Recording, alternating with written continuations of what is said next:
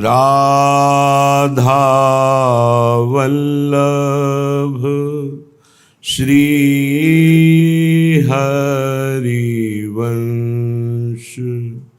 राधा वल्लभ श्री हरिवंश। वृंदावनेश्वरी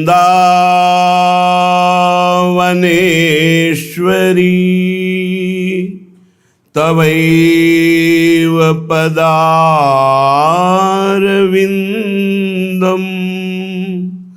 प्रेमामृतैकमकरन्द रसौघपूर्णं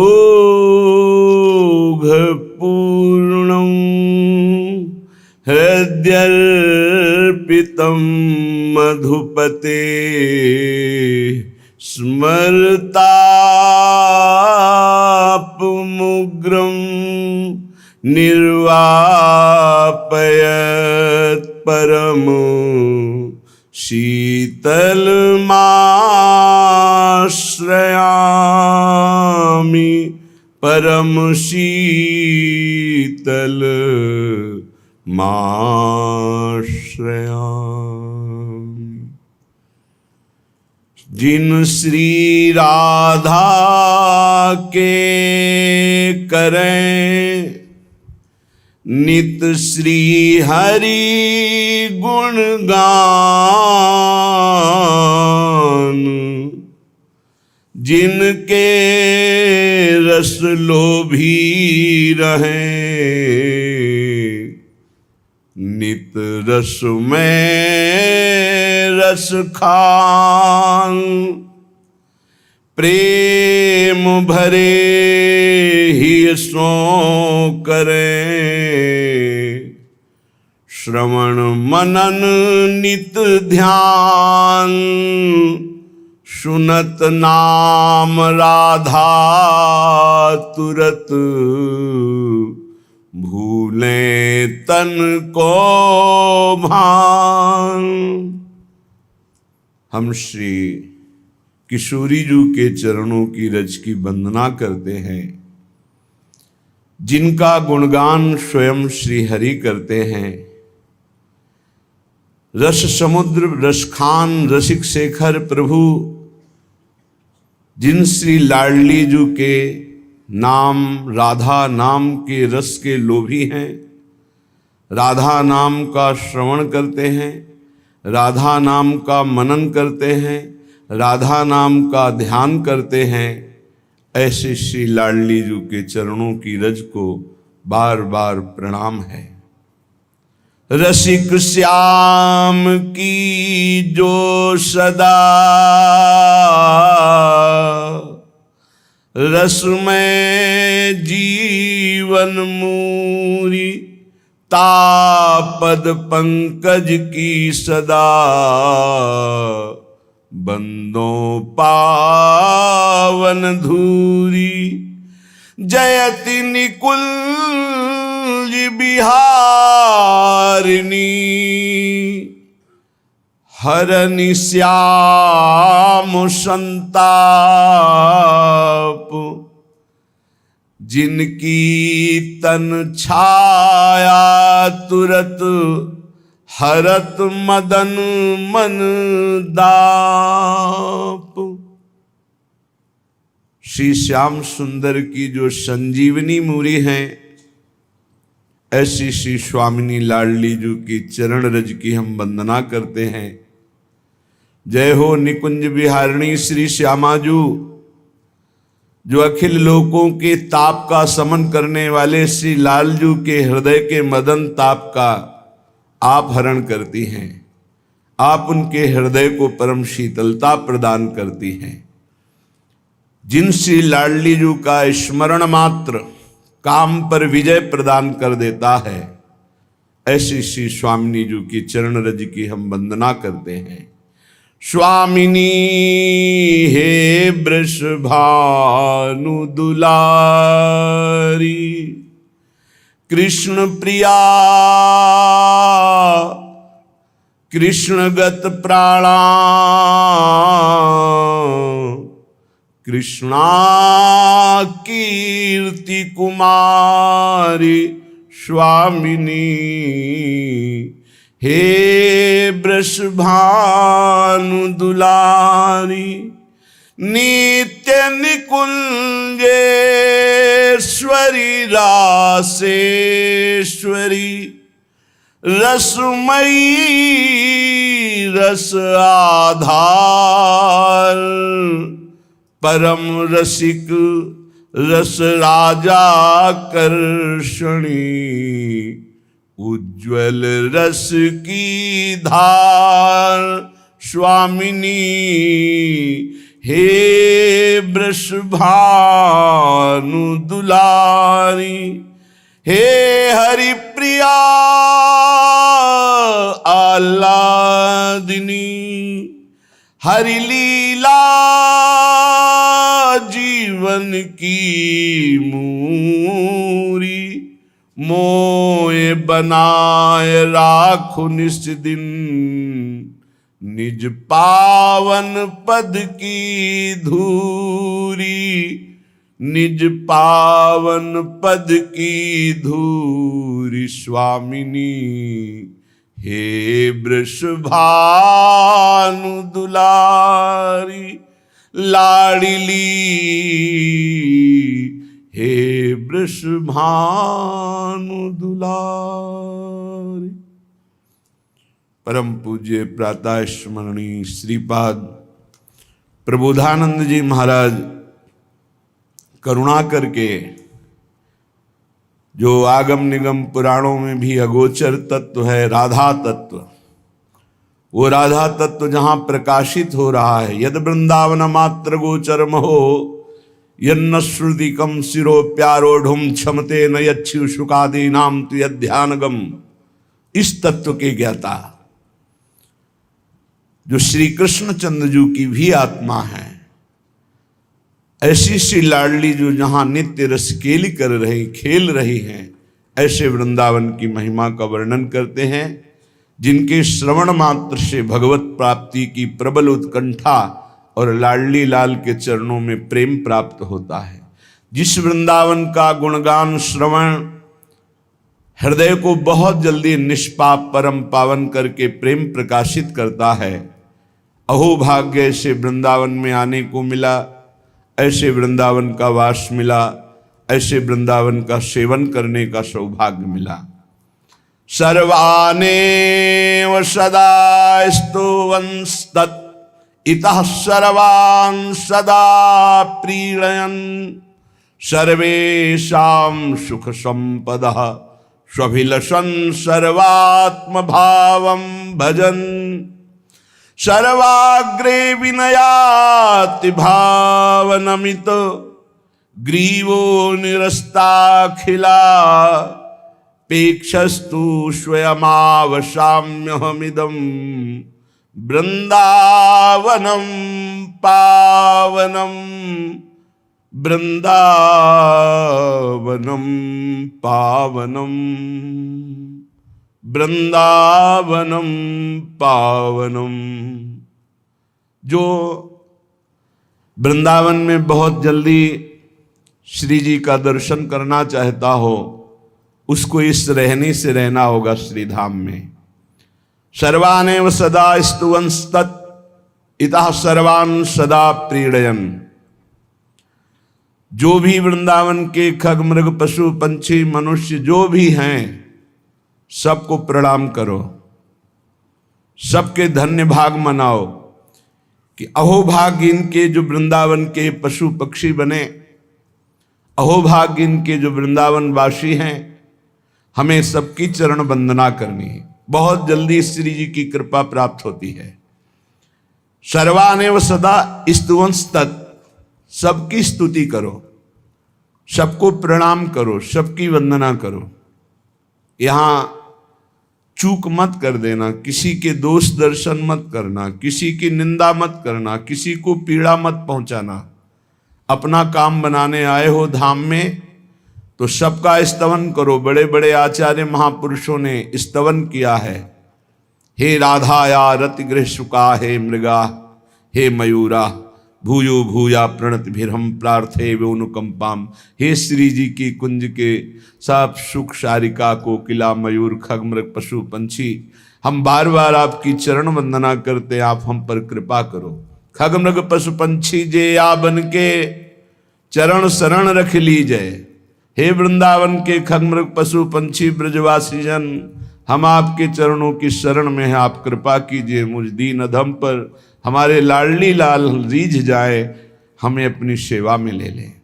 ऐसी भावना सर्वान्यो सदा स्तुवंस्तत्, स्तुति करते हुए वृंदावन वास करो सबकी। किसी की निंदा मत करो, किसी का अपराध मत करो। ये सब लाडली जू के लाडले हैं। जब लाडली जू ने पसंद करके रख लिया तो हम उनमें दोष दर्शन करने वाले कौन होते हैं? अगर वो दोषी हैं तो हम तो महादोषी हैं। जब लाडली जू ने हम जैसे अधमों को रख लिया तो फिर हमें दूसरे का दोष दर्शन करने का अधिकार ही नहीं है। और कह रहे सर्वान सदा प्रीणयन, किसी को कभी कोई पीड़ा मत पहुंचाओ, चाहे पशु पक्षी हो चाहे कोई हो, न वाणी से न शरीर से न मन से। बहुत जल्दी लाभ मिल जाएगा। ये जो दूसरे के दोष दर्शन और पीड़ा पहुंचाना, ये अहंकार से होता है। जब हमारे अंदर कोई अहंकार होता है तब दूसरे का दोष दर्शन दिखाई देता है, पक्की बात समझ लो। जब हम में कोई गुणाभिमान होता है तभी हमारे वचन कठोर निकलते हैं, हमारी चेष्टा कठोर होती है, हमारा मन गलत संकल्प करता है। तो गलती तो हमारी है, सुधार हमें अपना करना है। यहां किसी को भी किसी भी तरह की पीड़ा पहुंचाना मानो अपने को परमार्थ से भ्रष्ट कर देना है। यहां सबकी स्तुति करो, आदेश कर रहे हैं श्रीपाद, सबकी वंदना करो। अरे बोले वो तो ऐसा आचरण करता है, तो हम आचरण की वंदना नहीं करते, हम श्री जी की कृपा की वंदना करते हैं जो ऐसे को भी वृंदावन वास दिया। जब लाडली जी ने पसंद कर लिया तो हम कौन होते टोकने वाले? हमें प्रणाम करना है, श्री जी की पसंद को हमें प्रणाम करना है। श्री राधिका कृपा बिन सबके मन नगम्य, अगर लाडली जी कृपा ना करती तो वृंदावन धाम कैसे आ जाता? इसलिए श्रीपाद आदेश कर रहे हैं, यहां सबकी स्तुति करो, सबको प्रणाम करो, किसी को भी पीड़ा मत पहुंचाओ। सर्वेषां सुख संपदा स्वविलसन सर्वात्म भावम भजन। आहा, सबके लिए तुम सुख संपादन करने वाले बनो। कम से कम वाणी से तो दरिद्र मत बनो। वाणी से मधुर वचन बोलने में क्या जाता है? प्रिय वचन बोल, हंस बोले बहुमान दे।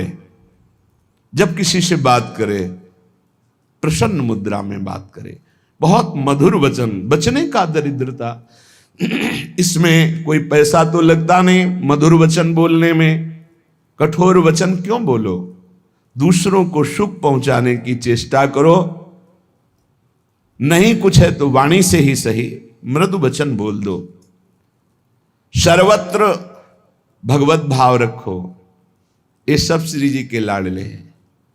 जंगहा लोहा है पर पारसमणि का प्रभाव है, वो सोना बना देंगे। हम सब ऐसे ही हैं, हमें श्री जी की कृपा ही श्री जी तक पहुंचा पाएगी। हमारे में कोई साधन नहीं, कोई बल नहीं ऐसा। इसलिए हम सबके प्रति भगवत भाव रखें। सबके हृदय मंदिर में हमारे प्रिया प्रीतम विराजमान हैं। और सर्वाग्रे विनयाति भाव नमित ग्रीवो निरस्ताखिला। जब बात करो धीरे से हाथ जोड़ जाए, किसी से भी बात करो जी। एक दास, बिका हुआ दास, नम्र भाव, विनीत चेष्टा, मृदुल वचन, मेरी लाडली जो रीझ जाएंगी। यही दरबार दिन को आदर रीत सदा चले। आदेश कर सर्वाग्रे विनयाति भाव नमित, सबके आगे ग्रीवा झुकी हुई विनय पूर्वक। अगर हरि प्रिया को रिझाना है तो निरस्ताखिल, जितने भी हैं पशु पक्षी खग मृग मनुष्य, ये धाम है सबके आगे। पेक्षस्तु स्वयमाव साम्यहमिदम वृंदावनम पावनम। और किसी से अपना कोई संबंध नहीं, ये भी एक सावधानी। सर्वापेक्षा रहित, सबसे निरपेक्ष। पर जब कोई सामने आए तो ऐसे ने देखा है महापुरुषों को जी, छोटे से छोटे शरीर अवस्था वाले या साधन मार्ग वाले भी बड़े पूज्य भाव से उनको ऐसे अपना काम बनाना है। सब में अपने लाडली लाल विराजमान है, सबके ऊपर लाडली लाल की अपार कृपा है। ऐसी भावना से सर्वाग्रे विनियाति भाव नमितो ग्रीवो निरस्ताखिलपेक्षस्तु स्वयमाव साम्यहमिदम।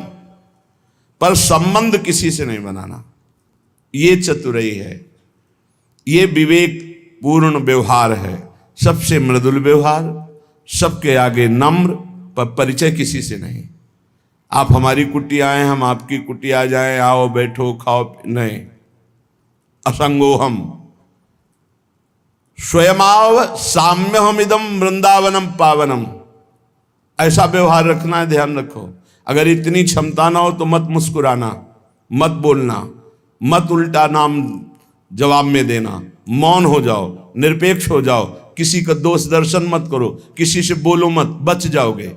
अगर ये कला आपको पता है, गुरु प्रताप से युक्ति है, हंसकर विनम्रता पूर्वक प्रणाम मुद्रा में बात की, चल दी, पर निरपेक्ष। पर इसमें फंसने के बहुत चांस हैं, साधक को फंसने के बहुत चांस हैं। मुस्कुराकर बात करना, नम्र व्यवहार करना, तो फिर कई तरह की फंसाव वृत्तियां हो सकती, इसलिए आगे चलकर यही स्थिति आ जाती है। पर प्रथम साधक को उदासीनता धारण करनी पड़ेगी। इसीलिए कहा जाता है शास्त्र अनुभवी पुरुषों के द्वारा सुना जाता है, क्योंकि शास्त्र कह रहा है उत्तर दिशा की तरफ चलो, लेकिन बीच में मोड़ आता है, जो दक्षिण से घूम के जा रहा है या पश्चिम से घूम के जा रहा है, वो जब तक चला नहीं तो सीधे उत्तर पहुंच ही नहीं पाएगा। ये पहुंची हुई बात है, बहुत उत्तम अवस्था की बात है। तो प्रारंभिक साधक को क्या करना है? किसी से नहीं मुस्कुराना, किसी से नहीं बात करना, किसी से भी प्रियता नहीं दिखानी, उदासीनता, सबसे होए उदास, ना कोई किसी से बात करना, ना व्यवहार करना, ना बुलाना, ना किसी के बुलाने पे जाना, बात पकड़ लेना हमारी। ना काहू सो बोलिबो, ना कोई व्यवहार, बस अपनी कुंवरी किशोरी को जियत निहारी निहारी। बस हा लाडली, हा प्रिया, हा प्रीतम, और किसी से कोई मतलब नहीं। पर व्यवहार में त्रुटि नहीं होनी चाहिए, कठोर वचन नहीं होना चाहिए, उदासीनता में चल जाएगा। आपसे कोई बोला श्री हरिवंश, समझ में आता है, अगर श्री हरिवंश बोला तो व्यवहार शुरू हो जाएगा, नहीं बोलना। अंदर से तो हम जप ही रहे श्री हरिवंश श्री हरिवंश, कदम बढ़ाते चले, कैसा घमंडी, बोलता भी नहीं, बिल्कुल नहीं। यह हम महापुरुषों की बात बता रहे हैं।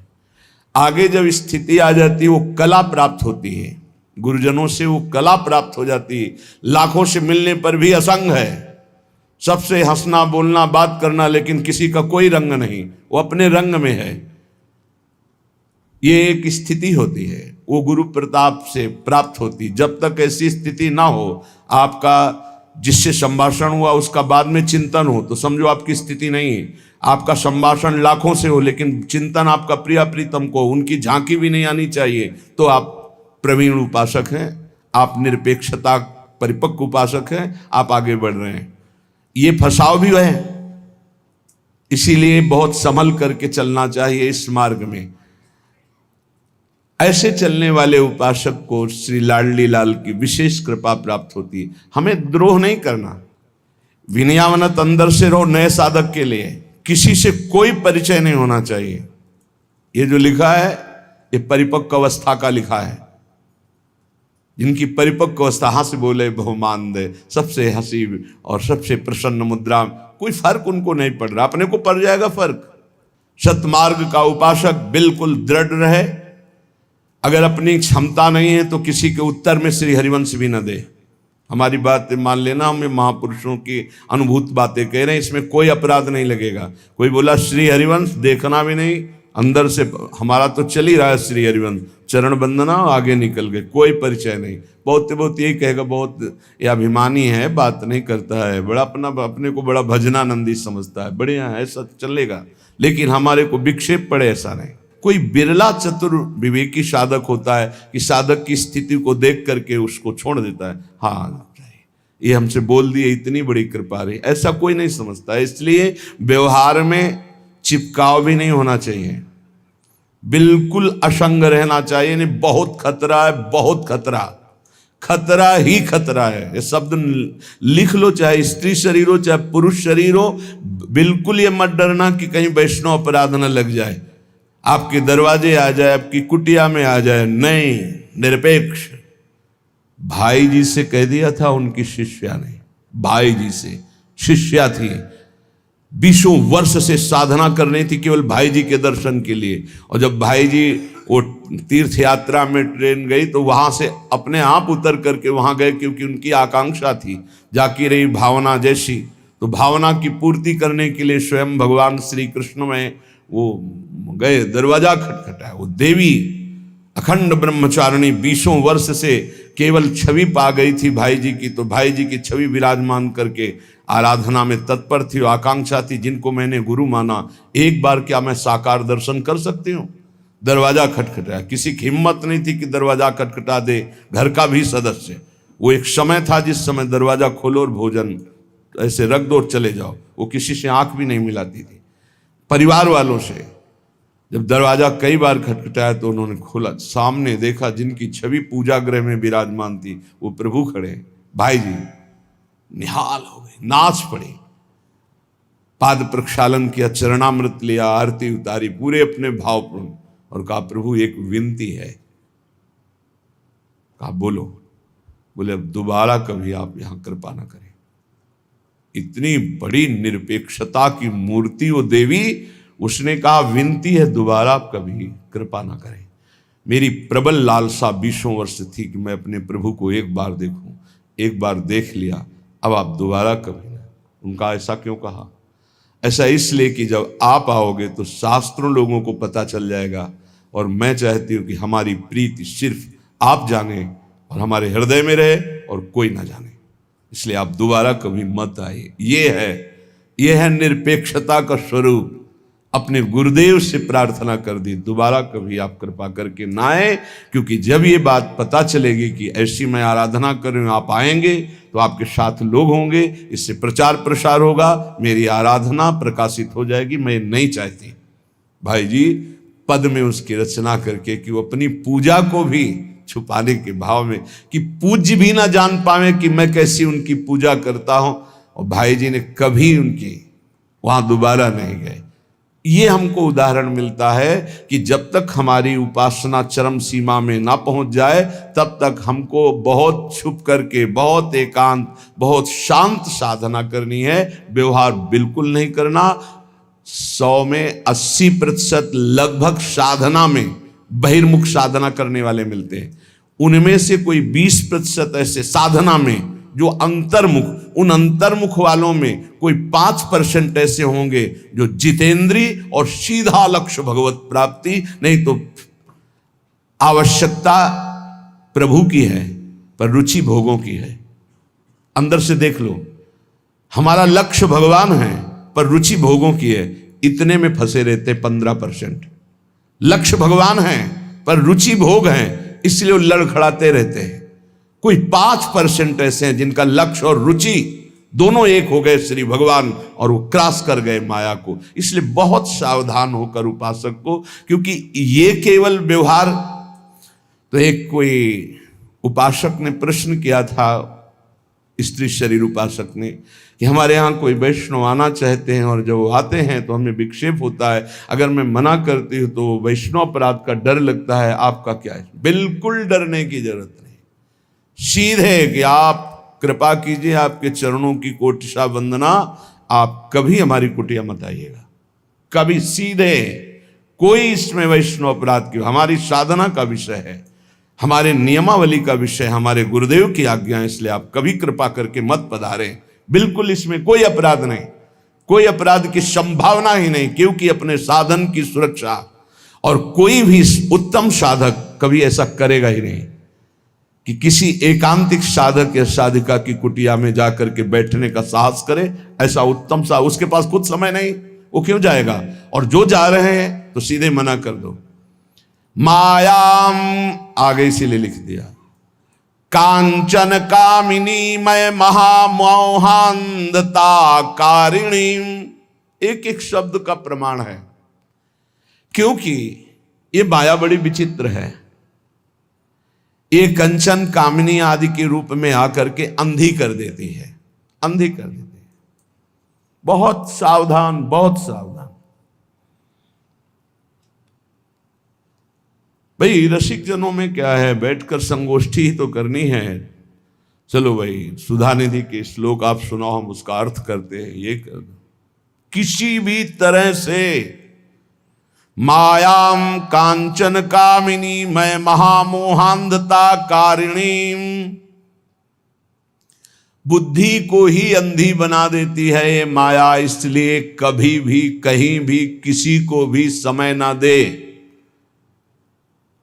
हमारी साधना, हमारी इंद्रियां, हमारा मन ये प्रभु की तरफ ही चलती रहे, इसके लिए अभी हम समर्थ नहीं हैं। इसलिए हमको कभी भी किसी का संग नहीं करना। सामूहिक संग, सत्संग सुनो, अपने मोबाइल से सत्संग सुनो, लेकिन आपको किसी को पर्सनल, ना किसी की कुटिया में जाना है, ना किसी को अपनी कुटिया में बुलाना है। असंग अगर जीवन रहा तो प्यारी जू की कृपा से उनमें आसक्ति हो जाएगी, उनमें ममता हो जाएगी, नहीं तो बहुत बहुत गड़बड़ी है। प्रिया प्रीतम के सिवा उनका भजन, इसके बाद न कोई सजन न कोई कजन। अब केवल प्रीतम का भजन, दूसरी कोई चाल नहीं। आप हमारे कौन हैं? हम पहचानना भूलना चाहते हैं, हम केवल पहचान रखना चाहते हैं श्यामा श्याम, बस। आपने हमें पहचाना, हम तुम्हारे पहचानने के लिए साधना कर रहे हैं क्या? हम श्यामा श्याम के पहचानने के लिए, हाँ उन्हीं के अंश हो, ठीक है, जय श्री राधे, जाओ। बोले बहुत है ऐसे, हमने सच्चे संतों को देखा है, डंडा लेके दौड़ते जो प्रणाम करने चले, डंडा ले। राजेंद्र दास जी महाराज दर्शन करने गए, उठाया डंडा, दौड़े। तो साधुओं की सेवा किए हुए हैं, संतों का संग किए हुए, स्वयं संत हैं, सर झुकाए हुए गए, वो डंडा ताने खड़े रहे। इशारा किया चलो अंदर कुटिया में, अपना टटवा लगा लिया। उनका डरे नहीं, तो ले आप ही से पले हैं, डरना क्या है महाराज, आप ही संतों से तो पले हैं, बहुत अच्छे महापुरुषों का कृपा प्रसाद प्राप्त है। बोले महाराज ये सब क्या लीला है? बोले जो बहिर्मुख हैं, जो साधन रहित हैं, उनको दिखाते हैं डंडा, वो भाग जाएंगे। जो साधु सेवी हैं, जो संगोष्ठी करने के लायक है, वो इस डंडे से नहीं डरेंगे। जैसे तुम बैठो, बहुत संभल के रहना। ये उपदेश का कार्य जो है बहुत खतरे का कार्य है, संभाल के खेलना। बस आप संतों की कृपा, उन्हीं के श्रीमुख से सुनी हुई बात कह रहे हैं, उन्होंने ही अपना अनुभव बताया।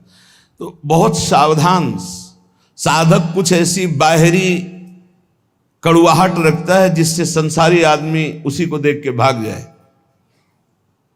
बड़े विचित्र विचित्र संतों की साधनाओं की सुरक्षा की व्यवस्था होती। एक संत कानपुर में जंगल एरिया में रहते थे, तो उनकी बड़ी प्रसिद्धि हुई। तो साउंड बड़ा सा रखते थे, टेप रखते थे, फिल्मी गाना बजाते थे। तो आधे तो जो सुनने के लिए, दर्शन के लिए जाते थे, वो गाने ही सुन के लौट आते थे, वाह वाह वाह वाह, एक फिल्मी गाना सुनता है। आधे लौट आते, आधे जाते तो वहां नजदीक बोर्ड लिखा था 500 रुपये देने पर ही आपको, और वो आग के किनारे ऐसे बैठे रहते, आग रखा रहता। तो जो कि चलो देखते भाई क्या राग रंग है महात्मा का, तो चिमटा रखते थे, 500 चढ़ाया, उन्हीं के सामने उठाया, आग में जला दिया। सोचते पागल है, ऊपर बिना पैसा के अंदर नहीं आ सकते हो, पैसा दोगे वो पैसा आग में जाएगा, पर फिर लेते क्यों है बाबा जी पैसा? कोई बिरला एक आध श्रद्धा कर पाता नहीं, बिरला कोई नहीं। थोड़े दिन भीड़ चले, फिर अपने भजन को सुरक्षित रखने के लिए संतों के पास ऐसी बाउंड्रियां होती कि उनको क्रॉस करना मुश्किल। जैसे कबीरदास जी वैश्या के गले हाथ डाला, पूरी काशी में घूम गया, कोई आना बंद, सब कोई नहीं। ये तो बस बाहरी फुलरा है, इनके हटाने में देर थोड़ी लगेगी, 5 मिनट में सब बंद हो जाएगा, 5 मिनट में। बस केवल इनको इनकी नजर से गिर जाओ, बस इनकी नजर से। उपासक माया कांचन कामिनी मैं महामोहांधता कारिणी। श्रीपाद कह रहे, देखो ऊपर इतनी नम्रता की बात की और फिर दूसरा श्लोक जस्ट रख दिया सावधानी का। कामिनी कांचन में महामोहांधकार। साधक को अपनी विवेक बुद्धि से अपने आप को और दूसरे को भी बचाते हुए आगे बढ़ना है। मायाम माने देह भाव से जितना आकर्षण है वो सब माया के द्वारा होता है। प्रधान आकर्षण विपरीत शरीर में होता है, स्त्री शरीर का पुरुष शरीर में, पुरुष शरीर का स्त्री शरीर में, या शरीर का। इस आकर्षण से बच जाए, या धन से विविध प्रकार के भोगों का, या प्रणाम नमस्कार यश कीर्ति का, यहीं तक ज्ञान सीमित है। मान लो प्रार्थना, इसको लांघ करके तत्वबोध होना बहुत कठिन बात है। सारा ज्ञान यही उपाधियों तक रह जाता है। आनंद लेने के लिए इनको क्रॉस करना पड़ेगा।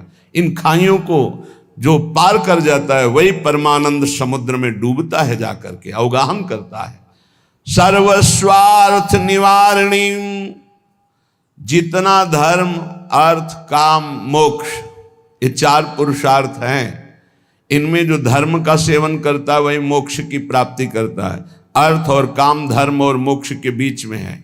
यदि धर्म पूर्वक कमाया हुआ धन है तो उससे कामना की जो पूर्ति होगी वो मोक्षाभिलाषा प्रकट कर देगी। अगर धर्म नहीं केवल अर्थ और काम है तो पिशाच भाव को प्राप्त होकर नरक की प्राप्ति होगी। ये जो माया मैं मोर तय तोर देहाभिमान, और इस देहाभिमान से मैं पुरुष स्त्री शरीर का आकर्षण, मैं स्त्री पुरुष शरीर का आकर्षण, खूब धन हो, मनमानी भोग भोगें, प्रणाम नमस्कार वाहवाही, बोले यही सब का नाश कर देती, परमार्थ की हर वृत्ति का नाश कर देती। बहुत सावधान, सारा का सारा प्रयास है अपने नाश का। बड़ी विचित्र बात है माया की ऐसी उल्टी मती कि हम बचने के पक्ष में और फंसने का पक्ष रख रहे हैं। हम फंसने की चाह रख रहे हैं, जहां हमें फिसलना है, नष्ट होना है, हम उसी की चाह कर रहे हैं। वही साज सजा रहे कि हमारा नाश हो जाए। श्रीपाद कह रहे सर्वस्वार्थ निवारणीम निज गुण श्रेया समुत्सारणीम। बुद्धिमान पुरुष की भी वंचना करके विद्वान पुरुष को भी भ्रष्ट करने की सामर्थ्य, सारे गुणों को दूर करके अमंगल रूप कर देना ये माया का कार्य है। इसलिए प्राज्ञस्यापि प्रतारणी मतिमृषे वो दास्य सच्चारुताम दूरादेव महाभयात परिहरन सेवित वृंदावनम। ये माया केवल सुंदरता रमणीयता दिखाती है, ना इसमें कुछ सुंदर है, ना कुछ रमणीय है, ना कोई सुख है। ये मिथ्या केवल जादू का तमाशा है। दूर से देख लो, छूने की कोशिश की तो कुछ हाथ नहीं लगेगा। मिथ्या जानकर दूर से इसका नमस्कार पूर्वक त्याग करो, अहंकार पूर्वक नहीं, नमस्कार पूर्वक। हे जगदम्बा, हे माता, बस आप आशीर्वाद दो, मैं प्रभु को प्राप्त हो जाऊं। और श्रीधाम वृंदावन का सेवन करो, वृंदावन का आश्रय लो, वृंदावन का वास स्वीकार करो। श्री साध्यैरपि दुर्लभात् भूत पदाकांक्षी निहीनोप्य हो नित्यं त्वयि अपराध कृत्वं रसं नैवाणु मप्याप्लवन् नैव त्यक्तुमिहोत्सहे कुविषयान् धर्मादि विस्मारकान् तल्लज्जा भय शोक मोह वलितम माम त्राहि वृंदावनम। ये वृंदावन का वास, ये वृंदावन का प्रेम, ये प्रियादासी भाव, प्रिया सहचरी भाव, श्री साध्यैरपि दुर्लभात्, अद्भुत पदवी, अद्भुत पदाकांक्षी। ये वृंदावन यदि निरपराध होकर निष्पाप होकर वास किया जाए तो प्रियाजू की दिव्य भावना अपने आप यहां प्रकट हो जाती है। इस भूमि का प्रभाव है। प्रियालाल के भाव में वो डूबा भावोत्सवेन भजताम्रस कामधेनु। बोले जो लक्ष्मी नारायण को भी दुर्लभ है सुख, वो सुख प्रियादासी को प्राप्त होता है, प्रिया सहचरी को प्राप्त। श्री साध्यैरपि दुर्लभाद अद्भुत पदाकांक्षी। अद्भुत पद राधा सहचरी भाव। जो श्री लक्ष्मी जी और उनके आराध्य देव नारायण, इनके लिए भी जो सुख दुर्लभ है वो सुख, ये ध्रुवदास जी ने भी लिखा। शिव श्रीपति यद्यपि ललचाही, मन प्रवेश तिनहु को नाही। बड़ा दुर्लभ रस है वृंदावन। बोले इस पदवी की आकांक्षा प्रकट कर देता है वृंदावन, यदि निरपराध रहा जाए, निष्पाप रहा जाए। पर यहां ऐसी लीला होती है कि अपराध बन जाता है, क्योंकि यहां प्रबल सैनिक नहीं, सेनापति सुभट काम क्रोध लोभ मोह विराजमान है। यहां जरा सी चूक हुई के अपराध बन जाता है। किसी की चेष्टा देखकर संकल्प विकल्प बन जाना, ये तो ऐसा बड़ा नीच है या ऐसा। यहां नहीं। अगर ऐसा दिखाई दे तो उसको तत्काल प्रणाम करो कि मैं जो देखना चाहिए वो देख नहीं पा रहा हूं। क्रूर पापी अपराधी, इस पे भी हमें अपने राधा वल्लभ लाल को देखना है। ये क्रूरा अपि पापिनो नच सताम संभाष्य दृश्याचे, हमें इनमें अपने इष्ट देव देखना है। बोले ये कुविषय यहां प्रबल वेग पैदा करते हैं। संसार में तो है ही, लेकिन यहां सुभट है, यहां प्रबल वेग पैदा करते हैं। लज्जा भय शोक मोह, ये सब यहां ग्रसित कर लेते हैं चित्त को। अतएव वृंदावन माम त्राहिमाम, मैं त्राहिमाम बोलकर आपकी शरण में हूं। अब आप देख लेना, आप मुझे बचा लेना। मेरी सामर्थ्य नहीं कि मैं बच पाऊं। हे वृंदावन धाम, हम आपकी शरण में हैं। त्राहिमाम, आप मुझे बचा लीजिए, क्योंकि नित्यम कामः किमपि कुरुते दुस्सहाम मर्म पीड़ा। वृंदावन धाम में हूं, लेकिन काम की ऐसी असह पीड़ा। आश्चर्य है, जहां प्रेम प्रकट होना चाहिए वहां काम। नित्यम कामः किमपि कुरुते दुस्सहाम मर्म पीड़ा। मेरे मर्म हृदय में बार बार कामदेव बाण का प्रहार करता हूं, मैं काम से विचलित हो जाता हूं। मांध्यम क्रोधा, और क्रोध ऐसा आता है कि अंधा बना देता है। किमपि कुरुते क्षोभये लोभ उच्चै, बार बार क्षोभ होता है, ऐसा लोभ प्रकट होता है। कैसे मुझे श्री जी का प्रेम मिले। दंभा सूया मद पिशुनता मत्सराद्य सुपूर्ण। मैं जब अपने में झांक के देखता हूं तो दंभ दिखाई देता है, पाखंड। असूया, दूसरे के गुणों में दोष दर्शन करता हूं। मद, अभिमान है। पिशुनता, दूसरे की चुगली करता हूं। मात्सर्य, ये मेरे से आगे निकला जा रहा है, ऐसी ईर्ष्या होती है। मैं सब दोषों से युक्त स्वार्थ से भ्रष्ट हुआ हूं। पर शरणम यामि वृंदावनत्वाम, इसका भाव क्या है कि कोई कामी है, क्रोधी है, लोभी है, दंभी है, पाखंडी है, नीच स्वभाव वाला है, यदि वो भी आजीवन वृंदावन वास का नियम ले ले तो वृंदावन धाम उसको भी लक्ष्मी नारायण जिस सुख के लिए ललचाते हैं वो सुख प्रदान कर देगा। ये धाम की अपार महिमा। इसीलिए कहा जाता है किसी के दोष दर्शन मत करना, क्योंकि यहां पता नहीं किसको घसीट कर श्री कृपा लाडली जी की लाई है। अब वो दंभी है, पाखंडी है, कामी है, क्रोधी है, कैसा है, पर लाडली जी की कृपा लाई है, वो उनको संभाल देगी। तो अब हम अगर दोष दर्शन करेंगे तो फिर हमारा रजिस्टर खुल जाएगा। अभी दबा हुआ है रजिस्टर। अगर तुम दूसरे को आए चोर तो तुरंत तुम्हारी जांच होगी कि तुम कितने साहूकार हो, फिर तुम फेल हो जाओगे। जैसे हमको श्री जी ने कृपा करके रखा है, ऐसे इनको श्री जी ने कृपा करके रखा है। दंभा सूया मद पिशुनता मत्सराद्य सुपूर्ण, ये सब कुछ मेरे अंदर है। स्वार्थ भ्रष्ट तदिश, यद्यपि ये हमारे ऐसे आचरण है कि सब स्वार्थ नष्ट करके नरक पहुंचा दें, पर शरणम यामि वृंदावनम त्वाम, पर हे वृंदावन, मैंने तो आपकी शरण ले ली। इसका मतलब है कि ऐसा पुरुष भी यदि वृंदावन की शरण ले ले तो धन्य धन्य हो जाएगा, निश्चित धन्य हो जाएगा। विश्वास कर लो, आजीवन वृंदावन वास का नियम यदि ऐसा ले ले, कोई साधन नहीं तो भी धाम की कृपा से भगवत प्राप्त हो जाएगा। भो भो धन्य शिरोमणे भगवतः पादाम्बुजैकान्तिक प्रेम्णश्चेत परमं रहस्यमति दुष्प्राप्यं च संप्रेष्यसि तत्त्वं नित्य विहार मंदिरमिदं श्री राधिका कृष्णयो राध्य स्वाद्य रसात्मकाखिल समध्याध्यासस्व वृंदावनम। धन्य है, धन्य है, धन्य है शिरोमणि वृंदावन। यहां कोई कैसा भी वास करे, अंतिम समय तक भगवत का एकांतिक प्रेम, प्रभु के चरण कमलों का एकांतिक दुर्लभ प्रेम उसे प्राप्त करा देता है वृंदावन। ये बात है।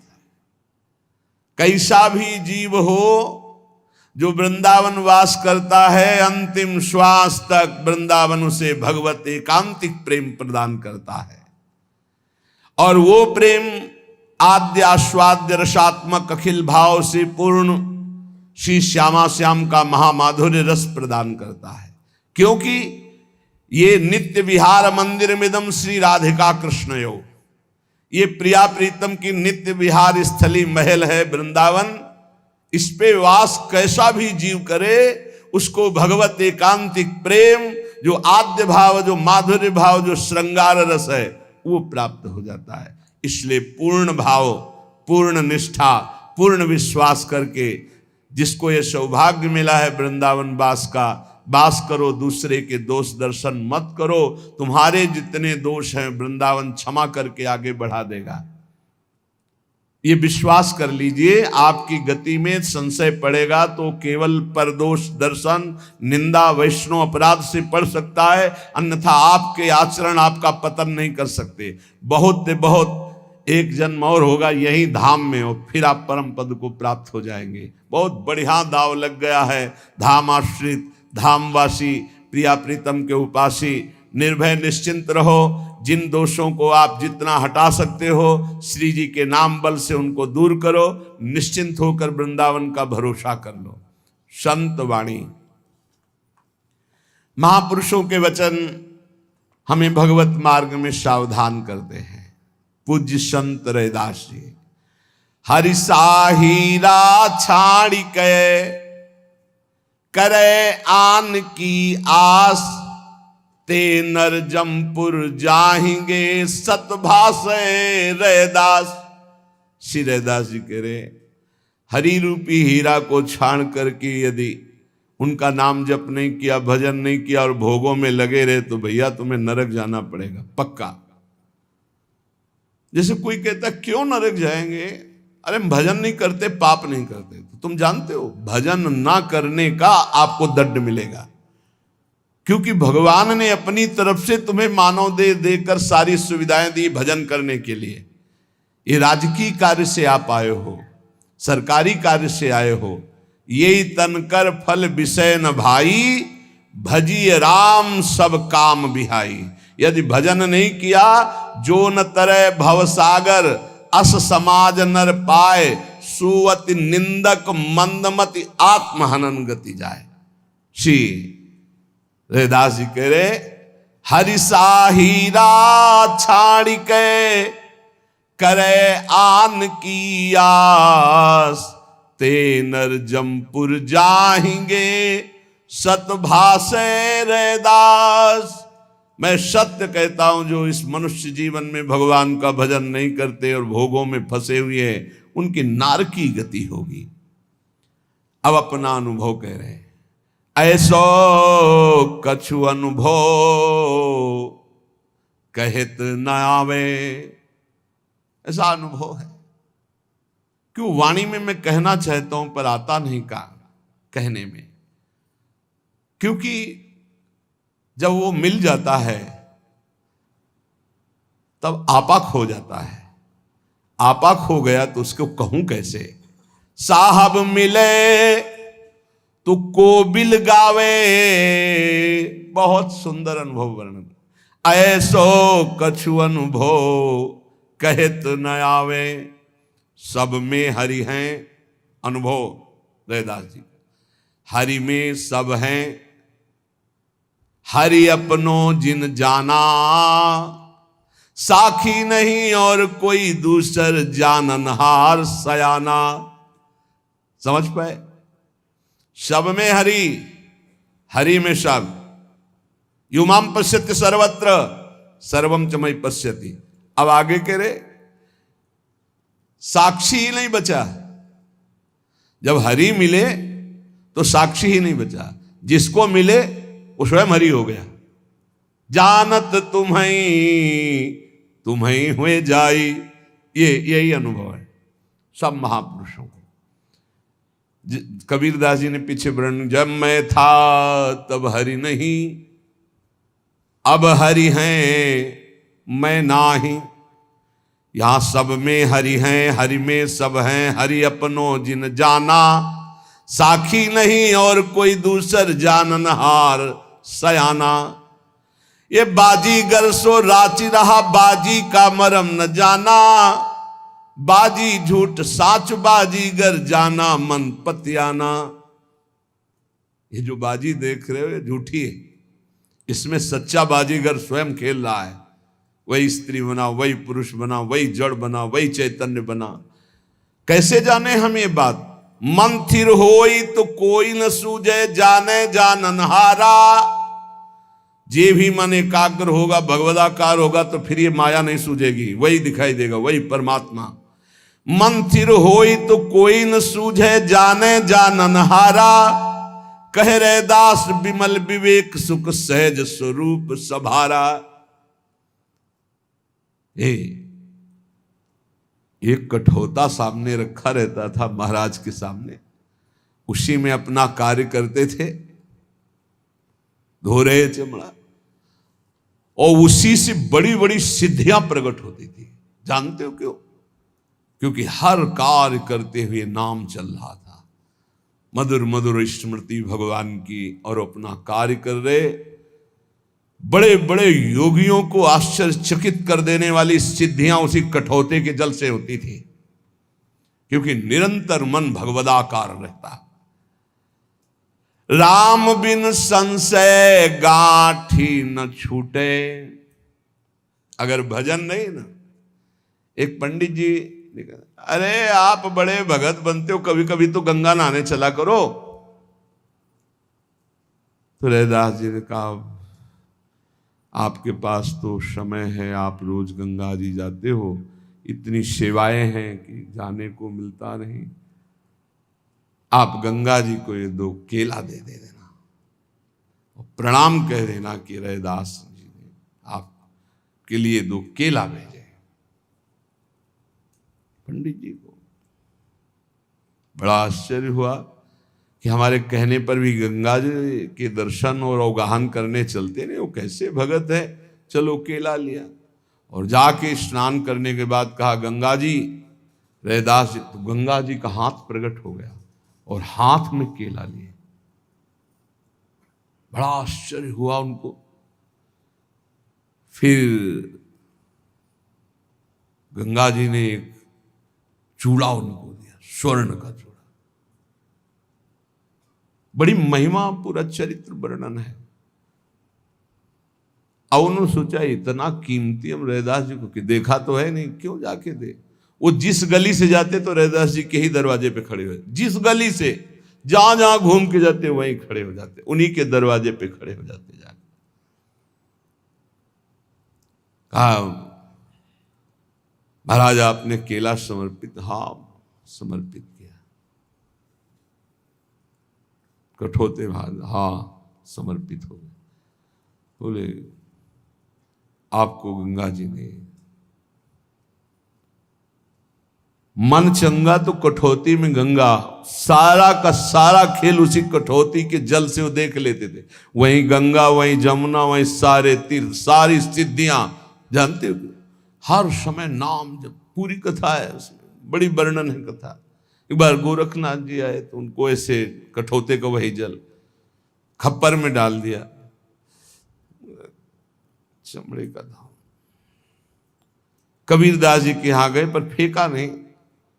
कबीरदास जी की जो संकल्प से पुत्री प्रकट हुई थी कमाली जी, उनसे कहा इसको ढिरका दो और धो के खप्पर ले आओ। वहां गए थे, रैदास जी ने इसमें, रैदास जी पी गए धो के।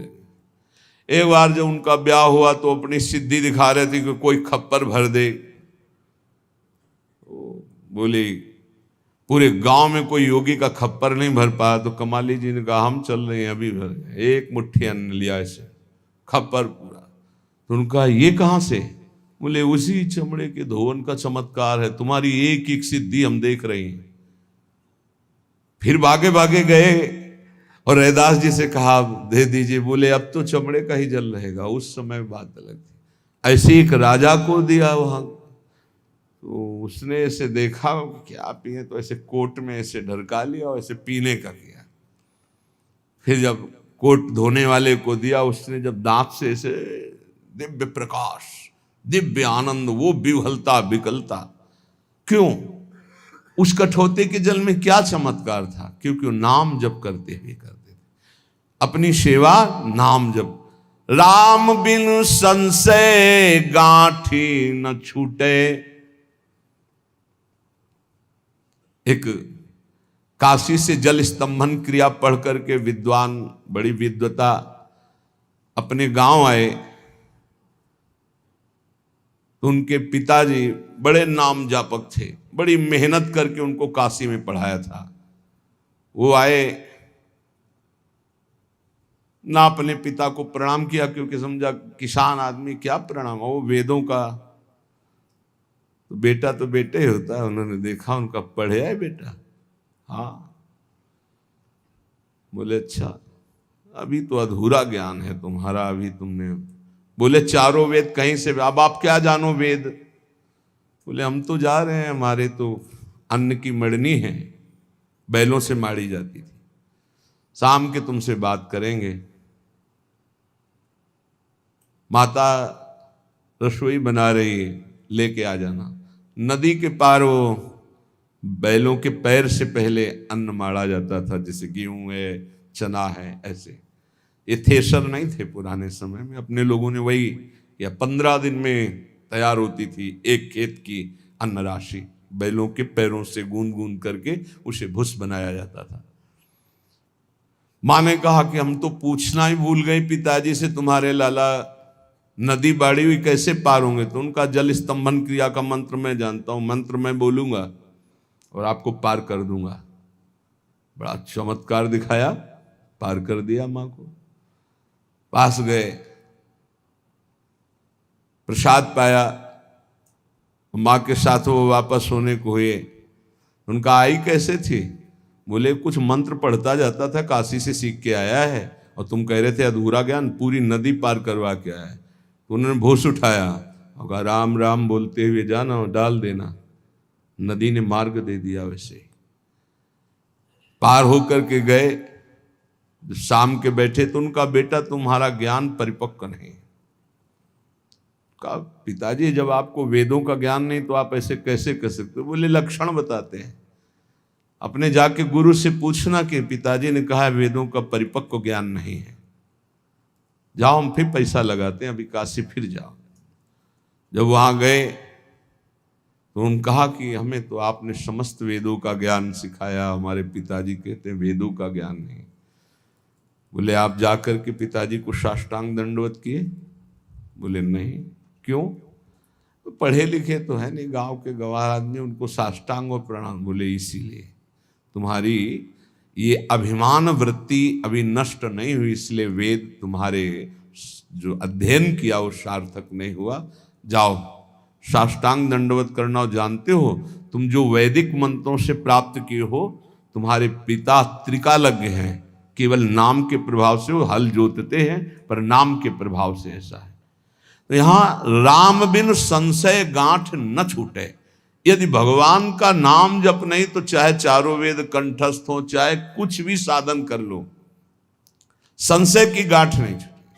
बड़े बड़े काशी के विद्वानों ने निर्णय किया कि इनको दंड दिलाया जाए रैदास जी को। तो वहां राजा के कान भर दिए कि जहां ऐसा अपवित्र कार्य होता है, अनाधिकारी ठाकुर सेवा करता है, वहां अकाल पड़ जाता है, ऐसा वैसा। तो रैदास जी अनाधिकारी, इनको ठाकुर सेवा का अधिकार नहीं। बुलाया गया, राजा ने कहा कि आप के विपक्ष में ब्राह्मण जन कहते हैं ठाकुर सेवा का आपको अधिकार नहीं, शास्त्रीय पद्धति से आप सेवा करते हो इसलिए अकाल पड़ जाएगा। तो बोले ठाकुरे जी चाहते हो कि हमारी सेवा हो, तो उनका बातें बनाने से नहीं होता, ब्राह्मणों ने कहा। तो रैदास जी ने कहा आप देख लो, ठाकुरे जी चाहते हमसे सेवा करो तो हम क्या करें उसमें।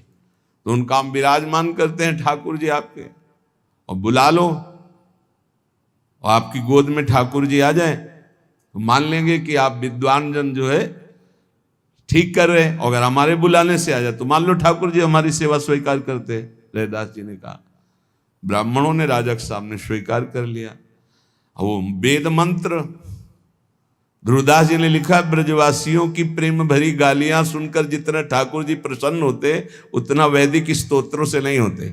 ऐसे प्रेमियों की साधारण भाषा से पुकार की हुई बात जो ठाकुर जी सुनते हैं वो वैदिक मंत्रों से नहीं। वो वैदिक मंत्रों से पुकारा, भगवान का आवाहन किया। लेकिन जब रैदास जी ने अश्रु प्रवाह करते हुए ठाकुर जी को पुकारा तो ठाकुर जी सिंहासन से ही ताकर छाती से लग गए। तो उन लोगों ने कहा नहीं नहीं ऐसा नहीं है, इनके ठाकुर इसलिए हम अपने ठाकुर विराज। बोले अपने ठाकुर विराज, ऐसा फिर भी ऐसा ही हुआ। जब तक नाम जप नहीं है, जब तक भाव नहीं है, तब तक कोई सिद्धांत ठाकुर को अधीन नहीं कर सकता, चाहे जितनी बड़ी साधना हो। राम बिन संशय गांठी न छूटे। क्यों? क्योंकि काम क्रोध लोभ मद माया इन पंचन मिली लूटे। सारी पवित्रता, सारी साधना ये कामाशक्ति, क्रोधाशक्ति, लोभाशक्ति, ये मद, ये मोह, ये लूटते रहते हैं। साधक को पता नहीं चलता, वो खाली बना रहता है। हम बड़ कवि, कुलीन, पंडित, हम जोगी, हम सन्यासी, ज्ञानी गुनी, शूर हम दाता, याहू कहे मति नाशी। नहीं मिलेंगे भगवान। अगर ये अहंकार है कि हम बड़े कवि हैं, बड़े कुलीन हैं, बड़े पंडित हैं, बड़े जोगी हैं, बड़े सन्यासी हैं, बड़े ज्ञानी हैं, बड़े गुणी हैं, बड़े सूर हैं, बड़े दाता हैं, बोले बुद्धि नष्ट हो गई, परमात्मा प्राप्ति नहीं होगी, क्योंकि अहम है। पढ़े गुने कछु समझ न परई, जौलो भाव न दर्शे। लोहा हिरन होई धो कैसे, जो पारस नहीं परसे। चाहे जितना पढ़ ले हो, चाहे जितने गुणी हो जाओ, यदि अहंकार हो तो सब क्या कराया मिट्टी, और भाव जागृत हो गया तो बात बनेगी। बोले लोहा हिरन होई दो कैसे। हिरण्यम कहते हैं स्वर्ण को। लोहा कभी सोना नहीं हो सकता जो पारस नहीं परसे। यदि पारस स्पर्श न करे तो लोहा सोना नहीं हो सकता। ऐसे ही भगवत कृपा से यदि भाव प्रकट न हो तो सब पढ़ा लिखा वेद ज्ञान ये सब व्यर्थ हो जाता है। कह रैदास और असमझी, चाल परे भ्रम भोरे। एक आधार नाम नरहरि को, जीवन प्राण धन मोरे। बैठा लो भाई, बड़े बड़े सिद्ध पुरुषों की बात है। एक आधार नाम नरहरि को, जीवन प्राण धन मोरे। जिसने अपना साधन साध जीवन प्राण धन नाम बना लिया वो सब जीत गया। सब योगियों का महायोगी वही है जो निरंतर भगवान के भजन में लगा है। चेत रे चेत, अचेत काहे बालक को देख रे। चेत जा, चेत जा। अचेत क्यों हो रहा है? बालवत जीवन व्यतीत कर। सिद्ध पुरुष कैसा होता है? बालवत, बालकवत। जाति ते कोई परम पद नहीं पहुंचा, राम भगत विशेख रे। चेत रे चेत, अचेत काहे बालक को देख रे। बालकवत क्यों नहीं हो रहा है? ये जाति का अभिमान से कोई परम पद नहीं पहुंचा। ये जाति शरीर धर्म को लेकर के वर्ण व्यवस्था बनाई गई है। अंदर से हम सब एक ही बाप के बेटे हैं, ये बाहरी है। ये शरीर को लेकर है चतुर्वर्ण और चतुराश्रम, स्वरूप में कोई अंतर नहीं है, पाई भर अंतर नहीं, ना कोई छोटा ना कोई बड़ा ना कोई मंझोला, पक्का समझ लो। ये केवल एक व्यवस्था है। पंचभूत सबके एक, आत्म तत्व सबका एक, हम सब एक, इतना अंतर नहीं, सब एक ही माटी के बने हैं, एक ही माटी के, दूसरा कोई इसमें लेप नहीं। वो अंदर जो बैठा चैतन्य है वो एक ही परमात्मा स्वरूप है। ब्रह्मचर्य, गृहस्थ, वानप्रस्थ, सन्यास, ये सब शरीर धर्म के लिए है, स्वरूप में सब एक है। ये ब्राह्मण, क्षत्रिय, वैश्य, शूद्र सब शरीर धर्म है, साफ स्वरूप में एक है, पक्का, कोई अंतर नहीं। निरंतर अपने स्वरूप की तरफ जिसकी स्थिति है वही पहुंच पाता। अब आप देखो, शरीर हमारा है पर व्यवस्थाएं थोड़ा अलग अलग है। हम अपना गाल छूते हैं तो कोई परेशानी नहीं, कोई हाथ नहीं दो, पर हम जब गुदाद्वार में शौच करते हैं तो 2-3 बार हाथ धोते हैं। हमारा ही शरीर है पर अलग अलग अंगों की अलग अलग सेवा की अलग अलग पद्धतियां हैं। ऐसा नहीं उसे मूर्ख कहा जाएगा, जो गुदाद्वार में हाथ लगा के मुंह में लगा दे उसे मूर्ख कहा जाएगा। उसे पहले प्रक्षालन करो, प्रक्षालन करने की पद्धति, ऐसे शास्त्र की नियमावलियां बनी हुई। स्वरूप में कोई अंतर नहीं, शरीर हमारा ही जैसे एक है पर व्यवहार क्षेत्र में अलग अलग हो जाता है, बका तत्व में एक ही है। इसलिए कह रहे, जाति ते कोई परम पद नहीं पहुंचा, राम भगति विशेख रे, सटक्रम सहित जे विप्र होते, हरि भगत चित्त दृढ़ नाही रे। 6 कर्म, अध्ययन करना, अध्ययन कराना, यज्ञ करना, यज्ञ कराना, दान लेना, दान देना, ये 6 कर्म ब्राह्मण के हैं। बोले यदि सटकर्म युक्त है, हरि भक्ति नहीं है, तो फिर उसका कल्याण नहीं होने वाला, परम पद नहीं पहुंचने वाला। हरि की कथा सुहाय नहीं, सुपच तूले ताहिरे।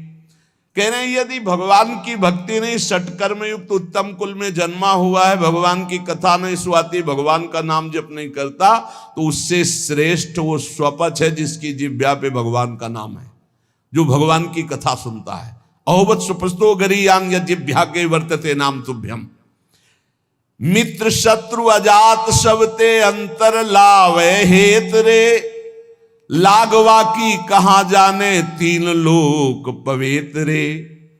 जिसका इस संसार में ना कोई मित्र है, ना शत्रु है, ना ऊंचा है, ना बड़ा है, हर समय नाम जप करता रहता है, 3 लोक में उसकी बराबरी करने वाला कोई नहीं है। इसलिए सबसे श्रेष्ठ जो भगवान की भक्ति में तन्मय है, भगवान के नाम जप में तन्मय है, और ऐसी भक्ति करे कि भगवान की तरफ भी ये न देखे कि हम पे कृपा कर रहे हैं कि नहीं। मत करो कृपा और हमें दुख दो, तुम छोड़ दो हमें, हम तुम्हें छोड़ने वाले नहीं।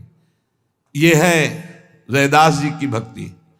जो तुम तोरो राम, मैं नहीं तोरो तुमसे, तोरी कवन से जोरो। हे मेरे आराध्य देव, यदि आप हमें छोड़ दो तो छोड़ सकते हो, लेकिन मैं आपको नहीं छोड़ सकता। ये महान एकांतिक भक्ति हो, ऐसी ही होनी चाहिए। जो तुम तोरो राम, मैं नहीं तोरो तुमसे, तोरी कवन सो जोरो। तीरथ बरत न करो अंदेशा, तुम्हारे चरण कमल का भरोसा। जहां जहां जाऊं ये सब तुम्हारी पूजा, तुम सा देव और नहीं दूजा। मैं अपनो मन हरि से जोड़ो, हरि से जोरी सबन से तोड़ो। सब ही पहर तुम्हारी आशा, मन क्रम वचन रहे रैदासा। ये है परिपक्व भक्ति।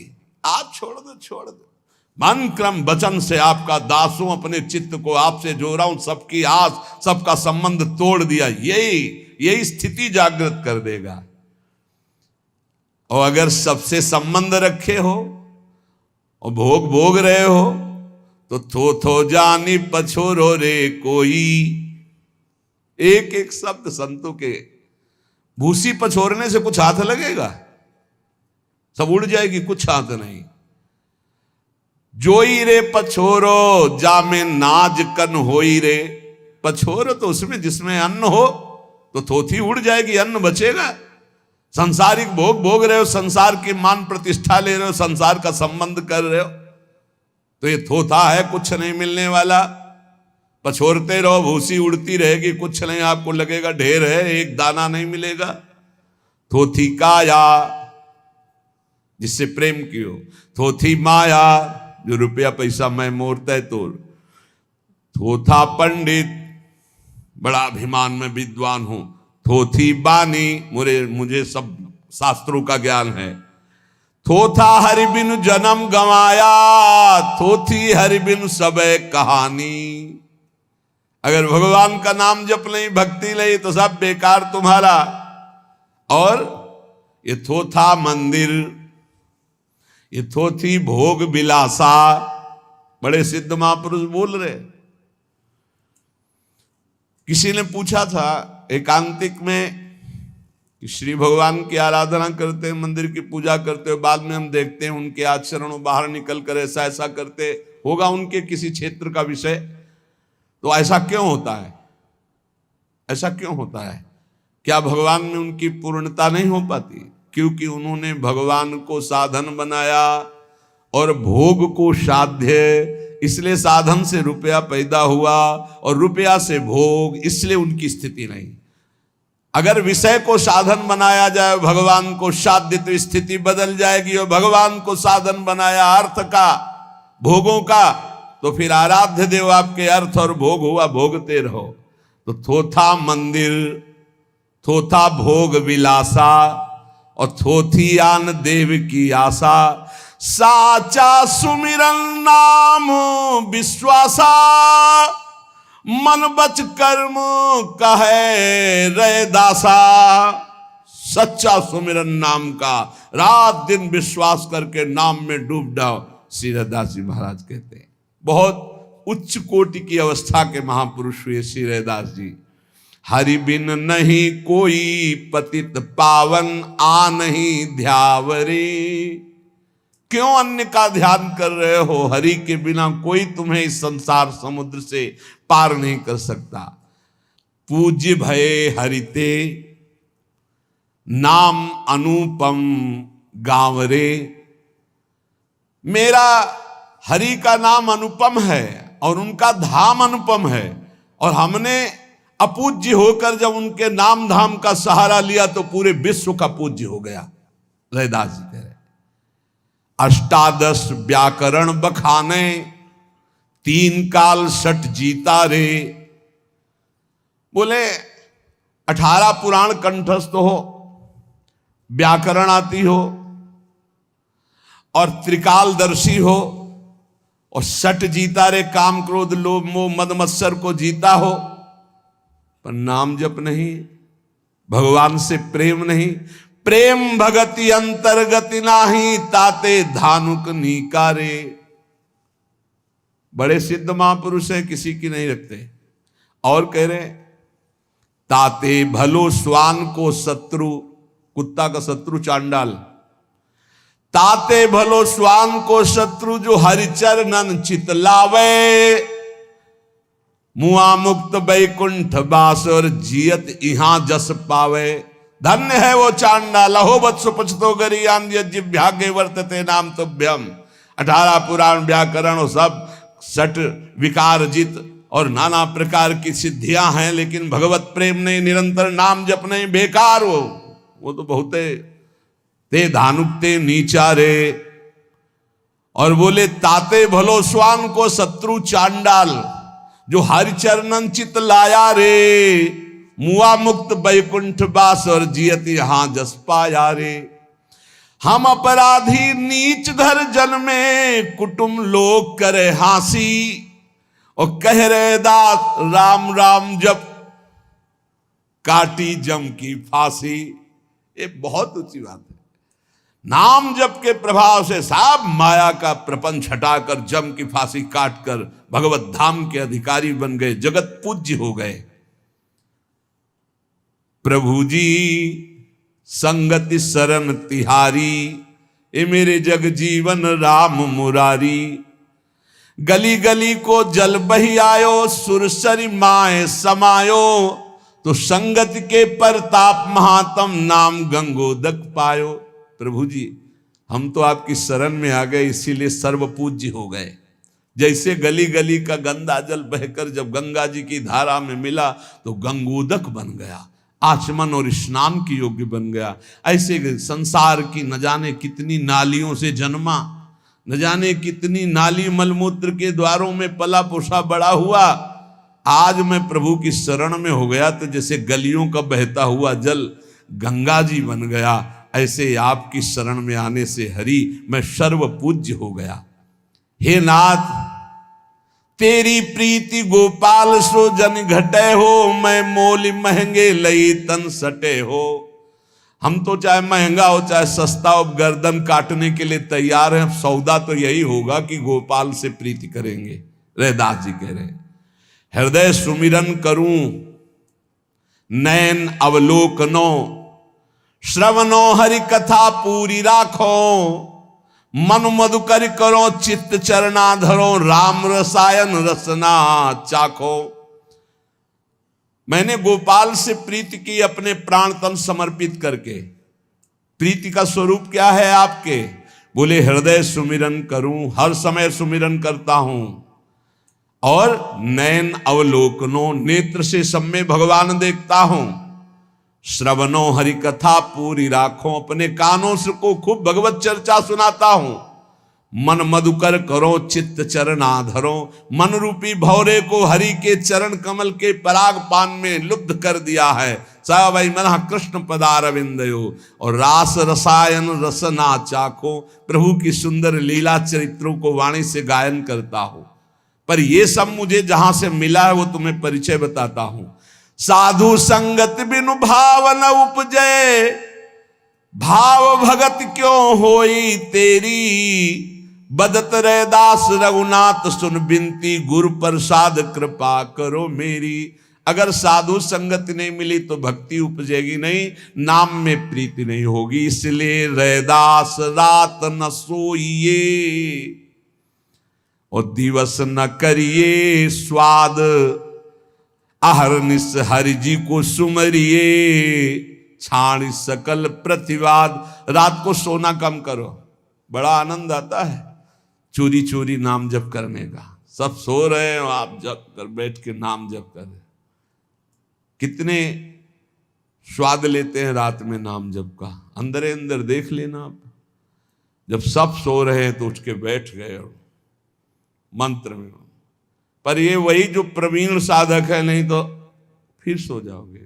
फिर कितने घंटे निकल गए आपको सोते हुए पता नहीं चलेगा, यहां तक लार बह जाएगी। बस ऐसे ही बैठे रहो। जब चैतन्य एकदम चेतना, फिर देखो आनंद आता है। घटकते रहो, जैसे बहुत प्यासा हो, बढ़िया ठंडा जल मिल रहा हो और शीतल है, थोड़ा मृदु भी है, थोड़ा केवड़ा भी पड़ा है। कैसा लगेगा प्यासे को? ऐसे जब भजन की प्यास होती, राधा राधा राधा राधा राधा वल्लभ सी हरिवंश, राधा वल्लभ सी, मधुर मधुर झांकी प्रभु की आ रही है, शांत वातावरण, बड़ा आनंद। रात रैदास न सोइए, दिवस न करिए स्वाद। भजन करने के लिए जवान को संभालो, जवान को। जिसका भोजन सरस उसका भजन नीरस, और जिसका भोजन नीरस उसका भजन सरस। देख लो, रात में नींद कम लो, दिन में स्वादिष्ट भोजन मत करो, भजन का स्वाद आने लगेगा। अहरनिश हरि जी सुमरिए, छाड़ सकल प्रतिवाद।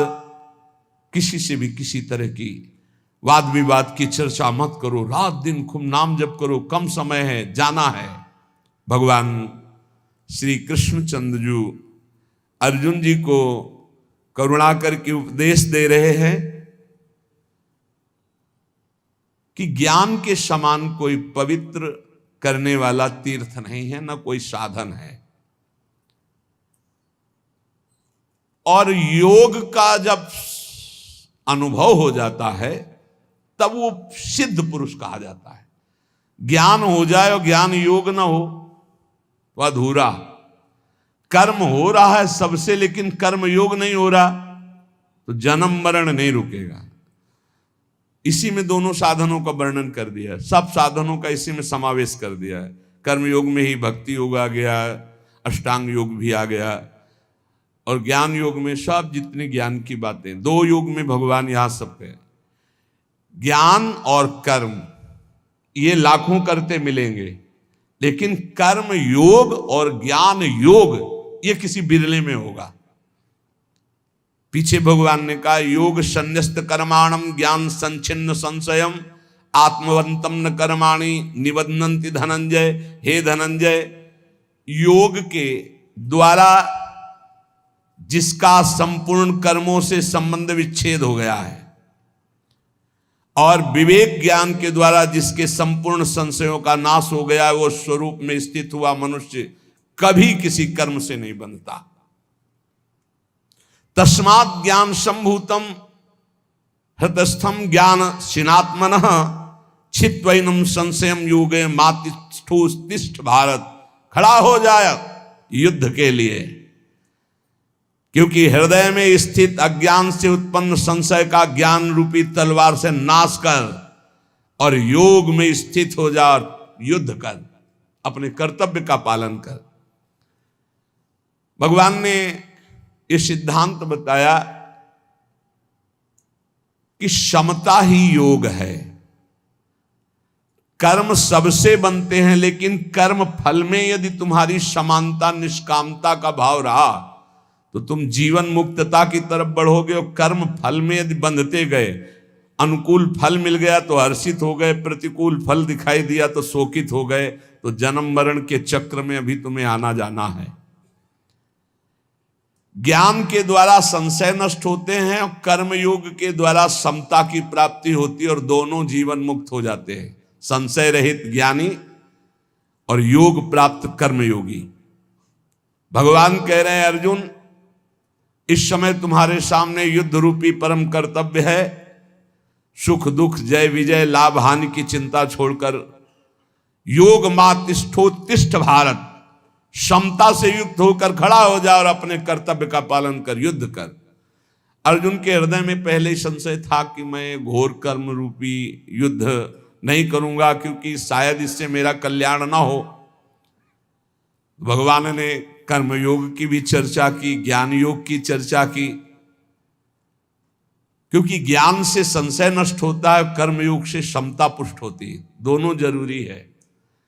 अज्ञानी कर्म कर सकता है, योग नहीं। इसलिए संशय निवृत्ति के लिए, ठीक से जानने के लिए ज्ञान आवश्यक है, और जो जाना है उसका वर्ताव करके सबको सुख प्रदान करना, किंचन मात्र भी किसी से कोई चाह न रखना, इसे कर्मयोग कहते हैं। अपने लिए कोई कर्म ना करना, निष्काम भाव से कर्म करना, भगवत समर्पित कर्म करना, इसे कर्मयोग कहते हैं। और सबसे कर्म होते हैं, कर्मयोग होना अत्यंत आवश्यक है, क्योंकि कर्म सबसे होते हैं, उसका योग होना है।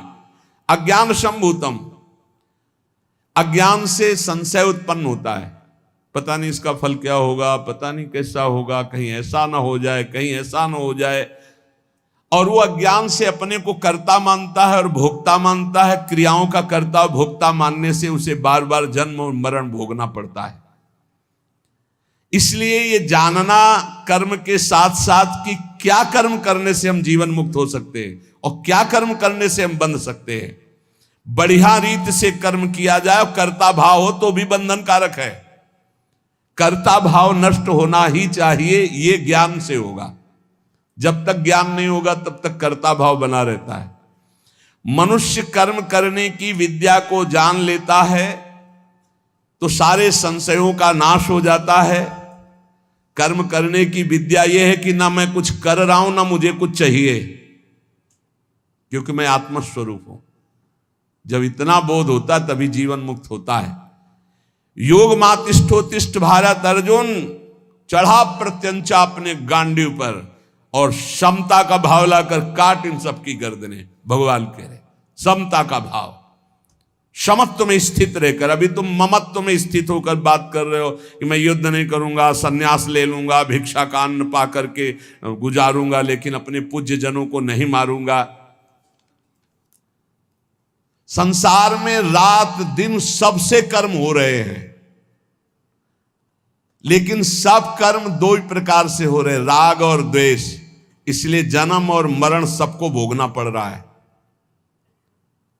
जो राग द्वेष रहित होकर के भगवत प्रीत्यर्थ कर्म करता है वही जीवन मुक्त होता है। नहीं तो अवश्य में भोक्तव्यम कृतम कर्म शुभाशुभम। कर्म करो पर कर्म तुम्हें बांध न पावे, ये ज्ञान, ये कला। क्योंकि कर्मों में राग होता ही है, और जब अनुकूलता होती तो राग और प्रतिकूलता होती तो द्वेष सबको होता है। सैकड़ों बार प्रश्न एकांतिक में आए हैं। मुझे भगवान से श्रद्धा हो गई क्योंकि मैंने ये किया, उसका फल भगवान ने नहीं दिया। राग और द्वेष पूर्वक जब कर्म अपने को कर्ता मान के किया जाता है तो वो कर्म फल दिए बिना नहीं रहता, उसे भोगना पड़ता है, चाहे शुभ हो या अशुभ। और जब उपासक राग द्वेष रहित होकर भगवत प्रीत्यर्थ कर्म करता है तो उसके अंदर शुद्ध ज्ञान प्रकट होता है अपने स्वरूप बोध का। जहां स्वरूप बोध हुआ तो अकर्ता और अभोक्ता वो जीवन मुक्त महापुरुष हो जाता है। इसलिए भगवान कह रहे कि ज्ञान के द्वारा संशय नष्ट करो और कर्म के द्वारा योग क्षमता को प्राप्त होकर युद्ध करो। अर्जुन ने कहा महाराज एक बात बोलो, संन्यासम कर्मणाम कृष्ण पुनर्योगम च संससी यच्छे एतयोरेकम तन्मे ब्रूहि सुनिश्चितम। एक कृष्ण आप कर्मों का स्वरूप से त्याग करने की संन्यास की बात करते हैं, फिर कर्मयोग की प्रशंसा करते हैं। इन दोनों साधनों में एक निश्चित कल्याण हो जाए मेरा, वो एक उपाय बताओ। आप कभी संन्यास चर्चा करते हो, कभी क्या होता है जब सुनने वाला अपने विचार की प्रधानता रखता है तो प्रवक्ता की बात को पकड़ नहीं पाता है। भगवान बोल रहे हैं, दोनों की बात बोल रहे हैं। ज्ञान के द्वारा संशय नष्ट करो और कर्म के द्वारा योग प्राप्त करो, क्षमता को प्राप्त करो, तो तुम जीवन मुक्त हो जाओगे। और अर्जुन को लगा कि भगवान दो धर्मों का उपदेश कर रहे हैं, संन्यास धर्म का और कर्मयोग का। तो कह रहे संन्यासम कर्मणाम कृष्ण, आप कर्मों का स्वरूप त्याग करने की संन्यास की बात कभी करते हो, और पुनर्योगम च संशसि, कभी कर्मयोग की प्रशंसा करते हो। तो इन दोनों साधनों में से एक निश्चित रूप कल्याण जिससे मेरा हो जाए वो साधन आप बताओ। जब किसी को अपने परिवार का मोह होता है तो वो संत महापुरुषों की भगवत वाणी को सही समझ नहीं पाता है। इसीलिए मोह जब तक मोह गए बिनु राम पद होई न दृढ़ अनुराग। अगर मोही पुरुष को ज्ञान चर्चा सुनाई जाए तो बेकार है। ममता रत सन ज्ञान कहानी। अर्जुन महाराज को कुछ ऐसा ही मोह है, कौटुंबिक स्नेह अर्जुन के हृदय में है, तभी उन्होंने कहा था मैं इनको नहीं मारूंगा, भिक्षा का अन्न पाकर संन्यास ले लूंगा। युद्ध करने की मेरी बिल्कुल इच्छा नहीं, मैं युद्ध नहीं करूंगा, स्पष्ट कह दिया था। इसलिए भगवान के शब्दों को समझ नहीं पा रहे। जब श्रोता के हृदय में मोह होता है और अपने विचार की दृढ़ता होती है, मैं युद्ध नहीं करूंगा, तो फिर प्रवक्ता की बात को पकड़ नहीं पाता, उसकी क्षमता नहीं होती। स्वजनों को देखकर अर्जुन के हृदय में जो मोह पैदा हुआ, उनके अनुसार युद्ध नहीं करूंगा स्पष्ट ये बात कही, तो बार बार भगवान के शब्दों को समझ नहीं पा रहे हैं और प्रश्न खड़ा कर देते हैं। नहीं तो एक बार के ही उत्तर में शांति हो जाती है। कहने कि कभी तो आप तत्व ज्ञान की प्रशंसा करते हो, कभी आप योग की प्रशंसा करते हो, एक मार्ग मेरे को बताओ। यच्छे एतयोरेकम तन्मे ब्रूहि सुनिश्चितम। इनमें से जो एक मार्ग हो। खास बात है कि अर्जुन जी निर्णय तो कर रहे हैं कि मैं युद्ध नहीं करूंगा, पर वो बार बार पूछ रहे कि मेरा श्रेय परम कल्याण किसमें है। बस साधक की कुछ ऐसी ही दशा होती है, कल्याण भी चाहता और निर्णय भी स्वयं कर लेता। मैं ये नहीं करूंगा, मैं ये करूंगा पर मेरा कल्याण हो जाए। तो भगवान बड़े कृपालु गुरुदेव हैं, इसीलिए बार बार उत्तर दे रहे हैं। 18 अध्याय तक समझाया है। नहीं और कोई गुरुदेव हो तो झिझक कर कह दे कि जब पहले ही तुम कह रहे हो ये नहीं करूंगा तो जाओ तुम अपनी मनमानी करो। लेकिन बड़े करुणा में जगत गुरु हैं, वो बार बार अर्जुन जी को उपदेश देते हैं। कल्याण की प्राप्ति की इच्छा की प्रधानता को भगवान देख रहे हैं अर्जुन की, क्योंकि अर्जुन पूछ रहे हैं मेरा कल्याण किसमें है, निश्चित ये आप बताइए। जिस साधक में कल्याण की प्रबल इच्छा होती है उसके हर दोष हटा दिए जाते हैं, हर दोष उसके पीछे कर दिए जाते हैं। उसकी इस बात को देखा जाता है अपना कल्याण का इच्छुक है, इसलिए बार बार उपदेश देकर प्यार देकर उसको निकाला जाता है। अब भगवान अर्जुन से जो प्रश्न उठा उसका उत्तर दे रहे। श्री भगवान उवाच संन्यासा कर्म योगस्य निःश्रेयस्करावुभौ तयोस्तु कर्म संन्यासात् कर्म योगो विशिष्यते। ये जो संन्यास है सांख्य योग और कर्मयोग कर्मयोग, ये दोनों कल्याण में बराबर सामर्थ्यशाली है, परंतु उन दोनों में कर्म संन्यास से कर्मयोग श्रेष्ठ है, श्री भगवान कह रहे हैं। क्योंकि कर्म त्यागने से बात नहीं बनती, कर्म फल त्यागने से बात बनती। कोई कर्म एक सेकंड भी बिना किए नहीं रह सकता। इसलिए भगवान ने कहा कर्म संन्यास से श्रेष्ठ है। कर्म करते हुए उसके फल की आकांक्षा न रखना, फल में समान भाव रखना। यद्यपि योग के बिना कर्म और ज्ञान दोनों उद्धार नहीं कर सकते। ज्ञानी तो बहुत मिलेंगे लेकिन ज्ञान योगी मिलना कठिन है। कर्मी तो बहुत मिलेंगे लेकिन कर्म योगी मिलना कठिन है। यहां श्री भगवान कह रहे कि जो शास्त्र ज्ञानी उसका पतन हो जाएगा और जो कर्म करता है उसका भी पतन हो जाएगा, लेकिन कर्म योगी और ज्ञान योगी इन दो का कल्याण होता है। अज्ञस्यार्थ प्रबुद्धस्य सर्वं ब्रह्मेति यो वदेत महानिर्जालेषु सातेन विनियोजितः। अब जैसे ब्रह्म ज्ञान है, अब उसकी योग्यता नहीं, उससे कहा जाए तुम भी तो ब्रह्म हो, वो नष्ट हो जाएगा। ऐसा उपदेश उसको नष्ट कर देगा, क्योंकि वो देहाभिमानी है। वो देहाभिमानी भाव से कर्म तो मैं करता नहीं हूं ऐसा केवल जबान से बोलेगा, अभिमान अंदर का नष्ट नहीं हुआ, वो पापाचरण करेगा। तो यहां कह रहे अधिकारी को उपदेश दिया जाता है, अगर अनधिकारी को उपदेश दे दिया जाए तो वो मोह जाल में फंसकर नारकी गति को प्राप्त होता है। बेसमझ अनाधिकारी को यह उपदेश नहीं दिया जाता कि तुम भी ब्रह्म हो, सब ब्रह्म है, क्योंकि अनाधिकारी वो समझ नहीं पाएगा। अर्थात जो शास्त्र ज्ञानी है वो योग को प्राप्त हो, ज्ञान योग को, और जो कर्म करने वाला है वो कर्म योग को प्राप्त हो। कर्म में योग क्या है? फल में समता, निष्कामता। और ज्ञान में योग क्या है? स्वरूप में स्थिति। ये सब मेरा नहीं, स्थूल सूक्ष्म कारण ये सब मेरा स्वरूप नहीं, ये सारा भ्रमजाल मेरा नहीं। ये अनुभव होना, अपने आप से अपने आप का अनुभव होना, ये बहुत कठिन है। इसलिए भगवान कह रहे गेयः सा नित्य सन्यासी यो न द्वेष्टि न कांक्षति निर्द्वंदो ही महाबाहो सुखम बंधात प्रमुच्यते। बहुत काम की बात, ध्यान से सुनिए।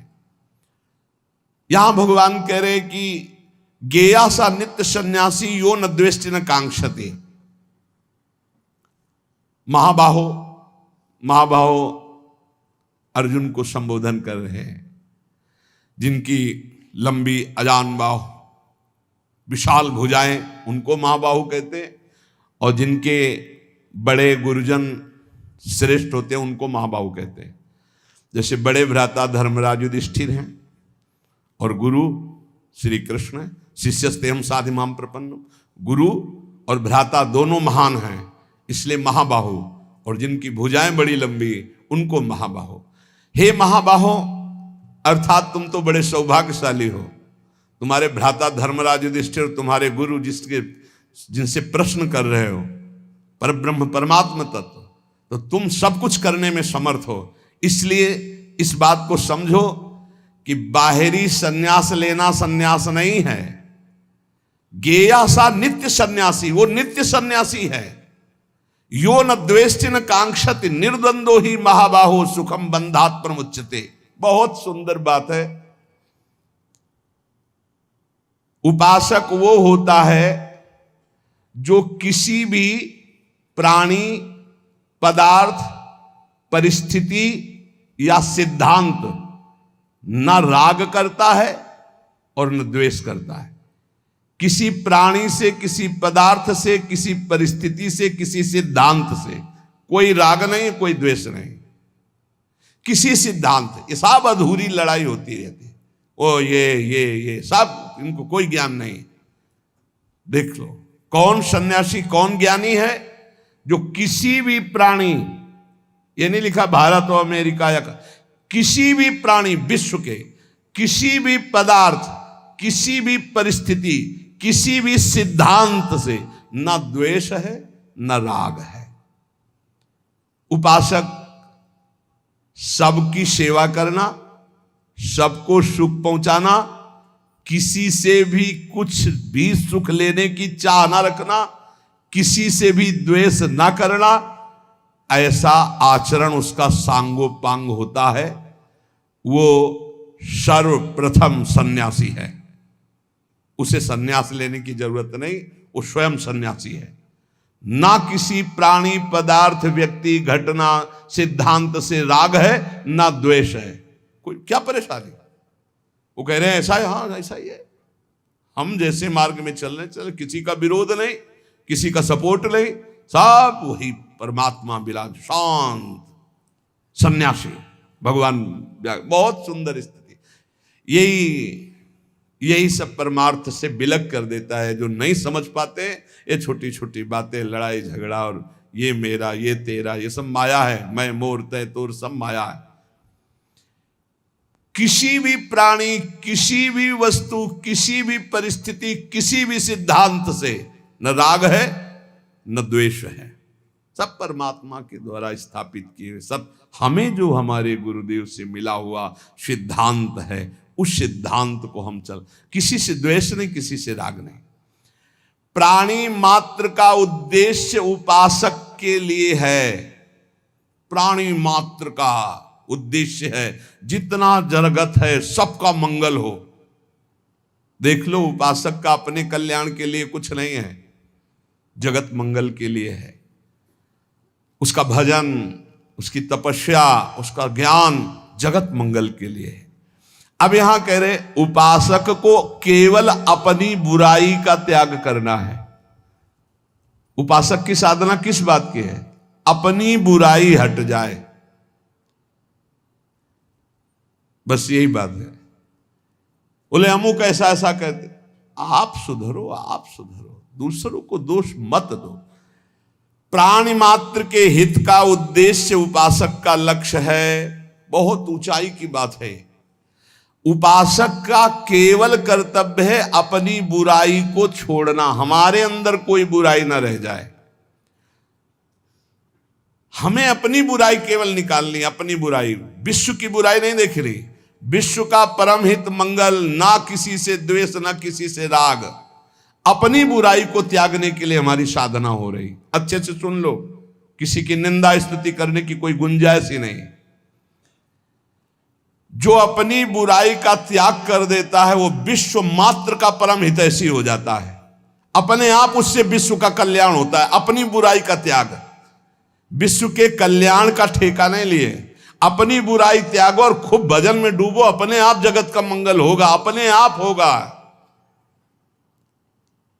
जब कोई दूसरे की भलाई की बात सोचता है तो उसमें अभिमान जागृत हो जाता है, और जब अपनी बुराई त्याग कर भजन करता है तो दूसरों की भलाई अपने आप होने लगती है, दूसरों का मंगल होने लगता है।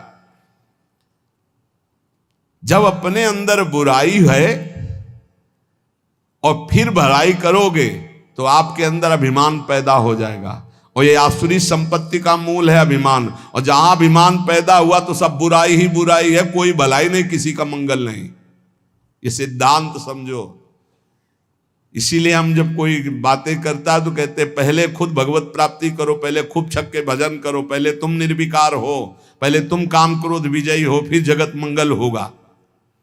ये जिसमें अपूर्णता होती है वही ये सोचता है कि मैं दूसरों की कमियों को दूर करने वाला हूं। ध्यान से सुनिएगा, जिसमें अपूर्णता होती है, कमी होती है, वही ये सोचता है कि मैं दूसरों की कमियों को दूर करने वाला हूं। परंतु जहां पूर्णता होती है उससे अपने आप दूसरे की कमियां दूर हो जाती हैं। गहराई से देखो, जब अपने में किसी के भी हित करने का अभिमान आ गया तो इससे बड़ा और दोष क्या होगा। तो हमको पहले अपनी बुराइयां दूर करनी, जितनी बुराइयां हैं सब दूर कर ली है। सबसे बड़ी बुराई क्या है? नाशवान का भोग, ये नाशवान शरीर, नाशवान वस्तुएं, इसमें सुख पाना, मैं भोगता, मैं करता। जब तक नाशवान वस्तुओं में सुख बुद्धि है तब तक योग सिद्धि किसी को नहीं हो सकती। जब तक मैं दूसरों का मंगल करता हूं, भलाई करता हूं, ये अंदर बात है, तब तक अभिमान और सबसे बड़ी बुराइयां उसके अंदर होती है। अब ये कौन पकड़ पाएगा? और ये अति भयंकर पतन करा देती है, भयंकर पतन करा देती है। जब ये भाव मैंपन का बैठ जाता है कि मैं जगत मंगल कर रहा हूं, तो उसमें सारी बुराइयां बैठ जाती है, बहुत बुरा पतन होता है उसका। इसलिए इस मैंपन का मिटिया मेट किए बिना कोई जगत मंगल नहीं कर सकता। और जब तक मैंपन बैठा हुआ है तो भलाई का अभिमान है, भलाई हो नहीं सकती। और जब मैंपन चला गया तो बुराई नहीं रह जाती, फिर सबका मंगल अपने आप होता है। क्या होता है कि भलाई करने की भावना और अंदर बुराइयों को छुपा रखना इतनी जोर की होती है कि बुराई को हम बुराई मानते ही नहीं है। कि मैं भला करता हूं, मैं मंगल करता हूं, दूसरे का हित करता हूं, ये अभिमान सबसे बड़ी बुराई बैठी हुई है और इसको पकड़ नहीं पाता। जैसे लोहे की जंजीर में बांध दिया जाए तो बुरा लगता है, लेकिन सोने की हीरा जवाहरात जड़कर बांध दिया जाए तो बंधा उसमें भी है पर उसे अच्छा लगता है। ऐसे अभिमान की जंजीर में बंधा हुआ भलाई करने की, जगत मंगल की भावना के आरोप में वो अपनी वासना को बढ़ाता चला जाता है, बहुत बुरा पतन होता है। ये बहुत सूक्ष्म विषय है। इसलिए पहले साधक को अपनी बुराई के नाश का गुरुजनों के पास बैठकर उपाय करना चाहिए। ना किसी से राग, ना किसी से द्वेष, और न कांक्षति। गेया सा नित्य सन्यासी यो न द्वेष्टि न कांक्षति। कांक्षति माने कामना, कोई चाह नहीं किसी से। क्या उत्तम जगत मंगल होगा। न राग है, न द्वेष है, न चाह है। जब तक कामना रहती है तब तक परहित का नाटक होता है, परहित नहीं होता। जिस परहित की भावना में कुछ लेने की भावना छिपी हुई है, प्राणी पदार्थ परिस्थिति आदि की कामना, वो परहित का नाटक है, परहित नहीं है। निष्काम होने के लिए दूसरों का हित करना आवश्यक है। दूसरों का हित करने के लिए अहंकार का त्याग आवश्यक है, कामना का त्याग आवश्यक है। कर्मयोगी कर्ता भाव का त्यागी और दूसरों को सुख देने वाला होता है। वो जड़ पदार्थों से प्रीत नहीं करता, वो चैतन्य घन परमात्मा की सेवा वचन से, शरीर से, मन से, जो पदार्थ है उनसे असंग होकर करता है। गेया सा नित्य सन्यासी, जो न राग करता है, न द्वेष करता है, न किसी से चाह रखता है, और ये ज्ञान रखता है मैं कौन हूं, मेरा क्या स्वरूप है, उसे सन्यास लेने की जरूरत नहीं। वो सिद्ध सन्यासी अपने आप है, चाहे गृहस्थ में हो चाहे विरक्त में हो। कर्म करते हुए कर्मों के किसी प्रकार संबंध में न फंसना, उनके फल की आकांक्षा न करना, ये दिव्य सन्यास है। कर्मों से किसी प्रकार का संबंध न रखने वाला, कर्मों का फल कभी किसी अवस्था में किंचन मात्र भी नहीं मिलता, ना तो सन्यासी नाम क्वचित। और जो शास्त्र विहित कर्म, समस्त कर्म करते हुए भगवद अर्पण, लोक अर्पण कोई चाह नहीं, वही सिद्ध सन्यासी है। राग द्वेष का अभाव हो गया तो सन्यास, ऊपर से कपड़ा बदलने की जरूरत नहीं। और अगर राग द्वेष बना हुआ है, व्यक्ति में, वस्तु में, शरीर में, इंद्रियों में, मन में, बुद्धि में, तो चाहे जितने प्रकार के कपड़ा बदल ले वो सन्यासी नहीं है, शास्त्र ऐसा कहता है। ये बात समझना है। किसी से राग नहीं, ना अपने शरीर से न किसी के, ये सब पर है। जब यही स्थिति हो जाती है तो ये संसार सब कड़ुआ लगने लगता है, सब झूठा, वास्तविक जैसा है वैसे ही अनुभव में आने लगता है। ये निश्चय करे साधक, किसी वस्तु, किसी व्यक्ति, किसी भी शरीर, अपना या पराया, इंद्रियां, मन, बुद्धि ये अपनी नहीं है, ये प्रकृति की है, ये माया की है। इसीलिए आगे जब आएगा बहुत सुंदर चर्चा है, और इसी में हम लोग फंसे हुए कि ये सब मेरा स्वरूप है, शरीर, इंद्रियां, मन, बुद्धि, यही इसी में फंसे। बिल्कुल नहीं है हमारी। टायर, हैंडल, पूरी गाड़ी, पूरी कार, ये मेरा स्वरूप नहीं है। वो यात्रा के लिए मिला है, बस बैठे हैं। कौन अपने शरीर को यात्रा की गाड़ी समझता है, कौन अपने आप को मैं समझता है? इसी में जांच लो, यहीं बैठ करके सब बैठे हैं। शरीर को गाड़ी समझ रहे हो या मैं समझ रहे हो? खूब अंदर से देख लो, नाप लो। इंद्रियों को मैं समझ रहे हो या एक करता है? मन बुद्धि को मैं समझ रहे हो या प्रकृति के ये अंश हैं? देखो इनको। जो किसी भी व्यक्ति, वस्तु, शरीर, इंद्रिया, मन, बुद्धि में अपनापन नहीं रखता, अपने लिए नहीं मानता, राग द्वेष नहीं करता, भगवान कह रहे हो सन्यासी। निर्द्वंदो ही सुखम बंधात प्रमुच्यते, वो निर्द्वंद सुख से जीवन मुक्त महात्मा हो जाता है। इसकी चर्चा आगे। श्री राधा वल्लभ लाल की। समझ लीजिए, जैसे ये ज्ञान का विषय चल रहा है, जीव को जन्म मरण का हेतु कर्म बंधन ही है। 1 मिनट की बात है, क्योंकि इसका जीव के जन्म मरण का हेतु कर्म है ये। अगर ये कर्म हम प्रभु को समर्पित कर देते हैं, कुछ ज्ञान ना हो, फिर समझ लो जितना हमारे पास जो कुछ भी है ये सब तो दियम वस्तु गोविंदम है। और जो भी हम कर्म कर रहे हैं वो प्रभु को समर्पित कर दें और नाम जप करें। कुछ समझ में आवे ना आवे, जो इस ज्ञान से गति मिलेगी ना, उससे शुद्ध निर्मल गति इसी भक्ति से मिलेगी।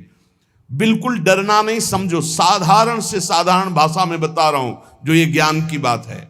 मेरे पास जो कुछ भी है, शरीर, संपत्ति, वस्तु, बुद्धि, इंद्रियां, ये सब प्रभु की दी हुई है।